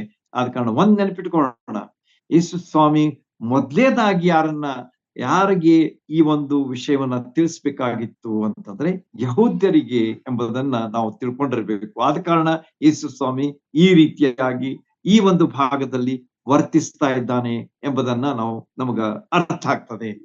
ಹೀಗೆ ವಾಗ್ದಾನ ಮಾಡಿದಂತಹ ರಕ್ಷಕ ಯೇಸು ಸ್ವಾಮಿ ಆಗಿದ್ದಾನೆ. ಆತನು ಯಾರಂತಂದ್ರೆ ಆತನು ಯಹೂದ್ಯನು. He was also from the Jews. ಆದ್ರೆ ಯಹೂದ್ಯರು ಆತನನ್ನು ನಂಬಲಿಲ್ಲ ಎಂಬುದಾಗಿ ನಾವು ನೋಡ್ತೀವಿ. His own people did not accept him, they rejected him ಎಂಬುದಾಗಿ ನಮಗ ದೇವ್ರ ವಾಕ್ಯ ಹೇಳ್ತದೆ. ಈ ರೀತಿಯಾಗಿ ಯೇಸು ಸ್ವಾಮಿಯನ್ನ ಅವರು ಏನ್ ಮಾಡಿದ್ರು, ರಿಜೆಕ್ಟ್ ಮಾಡಿದಾಗ ದೇವರು ಏನ್ ಮಾಡ್ಬಿಟ್ಟ ಅಂತಂದ್ರೆ ಅನ್ಯರು ಸಹ ಅದರಲ್ಲಿ ಪಾಲ್ಗೊಳ್ಳುವಂತಹ ರೀತಿಯಲ್ಲಿ ತನ್ನ ರಕ್ಷಣೆಯ ಒಂದು ಮಹಾಕಾರ್ಯವನ್ನ ಇತರರ ಜೀವನದಲ್ಲಿಯೂ ಸಹ ಆತನು ಅದಕ್ಕೆ ಆಸ್ಪದ ಮಾಡಿ ಕೊಟ್ಟ ಎಂಬುದಾಗಿ ನಾವು ಅಪೊಸ್ತಲರ ಕೃತ್ಯದಲ್ಲಿ ಬರುವಾಗ ಅಲ್ಲಿ ನಾವು ಸ್ಪಷ್ಟವಾಗಿ ಅದನ್ನ ಯಾವ ರೀತಿಯಾಗಿದೆ ಆಯ್ತು ಎಂಬುದನ್ನ ನಾವು ಕಂಡುಕೊಳ್ತೀವಿ. ಆದ ಕಾರಣ ಸಮಯ ದಾಟಿ ಹೋಗಿದೆ. ಇಷ್ಟು ಮಾತ್ರ ನಾವು ತಿಳ್ಕೊಂಡಿರೋಣ, ಏನಂತಂದ್ರೆ ಯೇಸು ಸ್ವಾಮಿ ಆತನು ಮೊದಲು ಯೆಹೂದ್ಯರ ರಕ್ಷಣೆಗಾಗಿ ಬಂದ ಎಂಬುದನ್ನ ನಾವು ತಿಳ್ಕೊಂಡಿರ್ಬೇಕು. ಮೊದಲು ಯೆಹೂದ್ಯರ ರಕ್ಷಣೆಗಾಗಿ ಆತನು ಬಂದ, ಆಮೇಲೆ ಅನ್ಯರ ರಕ್ಷಣೆಗಾಗಿ ಆತನು ನಮಗ ಕಂಡು ಬರ್ತಾನೆ. ಈ ಒಂದು ವಿವರಣೆಯನ್ನ ನಾವು ನೆಕ್ಸ್ಟ್ ಟೈಮ್ ಇದನ್ನ ನಾವು ತಿಳ್ಕೊಳ್ಳೋಣ. ಆದ್ರೆ ಇಷ್ಟೆಲ್ಲಾ ವಿಚಾರಗಳನ್ನ ಮುಂದೆ ಇಟ್ಟಿದ್ದೇನೆ, ಇದನ್ನ ನೀವು ವಿಚಾರ ಮಾಡ್ರಿ, ಮರ್ತ್ ಬಿಡ್ಬೇಡ್ರಿ. ನೆಕ್ಸ್ಟ್ ವೀಕ್ ನೀವು ಬರುವಾಗ let we come with preparation, come with fresh ideas. ಈ ಎಲ್ಲಾ ವಿಷಯಗಳನ್ನ ತಿಳ್ಕೊಂಡು ಇಸ್ರಾಯೇಲ್ ದೇಶ, ಅದರ ಭಾಗಗಳು, ಆಮೇಲೆ ಕಾನಾನ್ಯರು ಅಂದ್ರೆ ಯಾರು, ಆಮೇಲೆ ಈ 3 ಭಾಗಗಳಲ್ಲಿ ಯೇಸು ಸ್ವಾಮಿ ಎಲ್ಲಿ ಹೋದ, ಆಮೇಲೆ ಅಲ್ಲಿ ಯಾರು ಬಂದ್ ಭೇಟಿ ಆದ್ರು, ಆಕೆ ಸಮಸ್ಯೆ ಏನಾಗಿತ್ತು, ಶಿಷ್ಯರ ಒಂದು ಪ್ರತಿಕ್ರಿಯೆ ಏನಾಗಿತ್ತು, ಆಮೇಲೆ ಯೇಸು ಸ್ವಾಮಿ ಬಾಯಿ ತೆಗೆದು ಉತ್ತರ ಕೊಟ್ಟಂತಹ ಮಾತೇನಾಗಿತ್ತು ಎಂಬುದನ್ನ ನಾವು ನೋಡಿ ಇಲ್ಲಿಯ ಇವತ್ತಿನ ಅಭ್ಯಾಸ ನಾವು ಮುಗಿಸ್ಲಿಕ್ಕಿದ್ದೇವೆ. ಎಲ್ಲಾ ಮುಖ್ಯವಾದಂತಹ ಅಂಶಗಳನ್ನ ನೆನಪಿಟ್ಕೊಂಡು ಅದರ ಮುಂದಿನ ಭಾಗದಲ್ಲಿ ಬರ್ತಕ್ಕಂತಹ ವಿವರಣೆಯನ್ನ ನಾವು ಪಡ್ಕೊಳ್ಳೋದಕ್ಕಾಗಿ ನಾವು ಹೆಚ್ಚಾದ ಒಂದು ಪ್ರಾರ್ಥನೆಯಿಂದ ಆಸಕ್ತಿಯಿಂದ ಬರೋಣ. ಇನ್ನೂ ಬಹಳಷ್ಟು ಜನರಿಗೆ ನೀವು ಇಂಟ್ರೊಡ್ಯೂಸ್ ಮಾಡ್ರಿ, so that they will also learn from God's word. ನಾನು ಯಾಕೆ ಹೇಳ್ತಾ ಇದ್ದೀನಿ ಅಂತಂದ್ರೆ ದೇವ್ರ ವಾಕ್ಯದ ವಿವರಣೆಯನ್ನು ಅವ್ರು ತಿಳ್ಕೊಂಡಿರ್ಬೇಕು. ಆಗ ಅವರ ಜೀವನದಲ್ಲಿ ಸಂಶಯಗಳಿರುವುದಿಲ್ಲ, ದೇವ್ರ ವಾಕ್ಯದ ಸ್ಪಷ್ಟತೆ ಇರ್ತದೆ, ದೇವರ ಬಗ್ಗೆ ಅವ್ರಿಗೆ ಬಹಳಷ್ಟು ಒಂದು ಆತ್ಮವಿಶ್ವಾಸ ಇರ್ತದೆ. ದೇವರು ಎಂಥ ದೇವರಾಗಿದ್ದಾನೆ, ನಿಜ ದೇವರಾಗಿದ್ದಾನೆ, ಸತ್ಯ ದೇವರಾಗಿದ್ದಾನೆ ಎಂಬಂತ ಒಂದು ಭರವಸೆ ಅವರ ಜೀವನದಲ್ಲಿ ಇರ್ತದೆ. ಆದ ಕಾರಣ ಇನ್ನೂ ಹೆಚ್ಚು ಜನರಿಗೆ ಇದನ್ನು ತಿಳಿಸ್ಕೊಡ್ರಿ. ಲಿಂಕ್ ನಿಮಗೆ ಕಳಿಸಿರ್ತದೆ, ಯಾರಿಗೆ ಆಸಕ್ತಿ ಇದೆ ಅವ್ರಿಗೆ ಕಳಿಸ್ಕೊಡ್ರಿ. Let them also learn from God's word, let them also become interested in God's word. ಯಾಕಂದ್ರೆ ದೇವ್ರ ವಾಕ್ಯ ಅದು ನಮಗೋಸ್ಕರವಾಗಿ ಕೊಟ್ಟದ್ದು, ನಮ್ಮ ಆತ್ಮದ ಅಭಿವೃದ್ಧಿಗಾಗಿ ಕೊಟ್ಟದ್ದು, ನಮ್ಮ ಆತ್ಮೀಯ ಆಶೀರ್ವಾದಕ್ಕಾಗಿ ಕೊಟ್ಟದ್ದು. ಆದ ಕಾರಣ ಇದನ್ನ ಇಟ್ಕೊಂಡು ಮುಂದೆ ಹೋಗೋದಕ್ಕಾಗಿ, ಅದನ್ನ ನಮ್ಮ ಹೃದಯದಲ್ಲಿ ಬಚ್ಚಿಟ್ಟುಕೊಂಡು ಬಾಳುವುದಕ್ಕಾಗಿ ದೇವ್ರು ನಮ್ಮೆಲ್ಲರಿಗೂ ತಾನು ವಿಶೇಷವಾದಂತಹ ಸಹಾಯ ಪಾಲಿಸ್ಲಿ. ದೇವ್ರು ನಮಗೆ ಸ್ತೋತ್ರವಾಗಿ.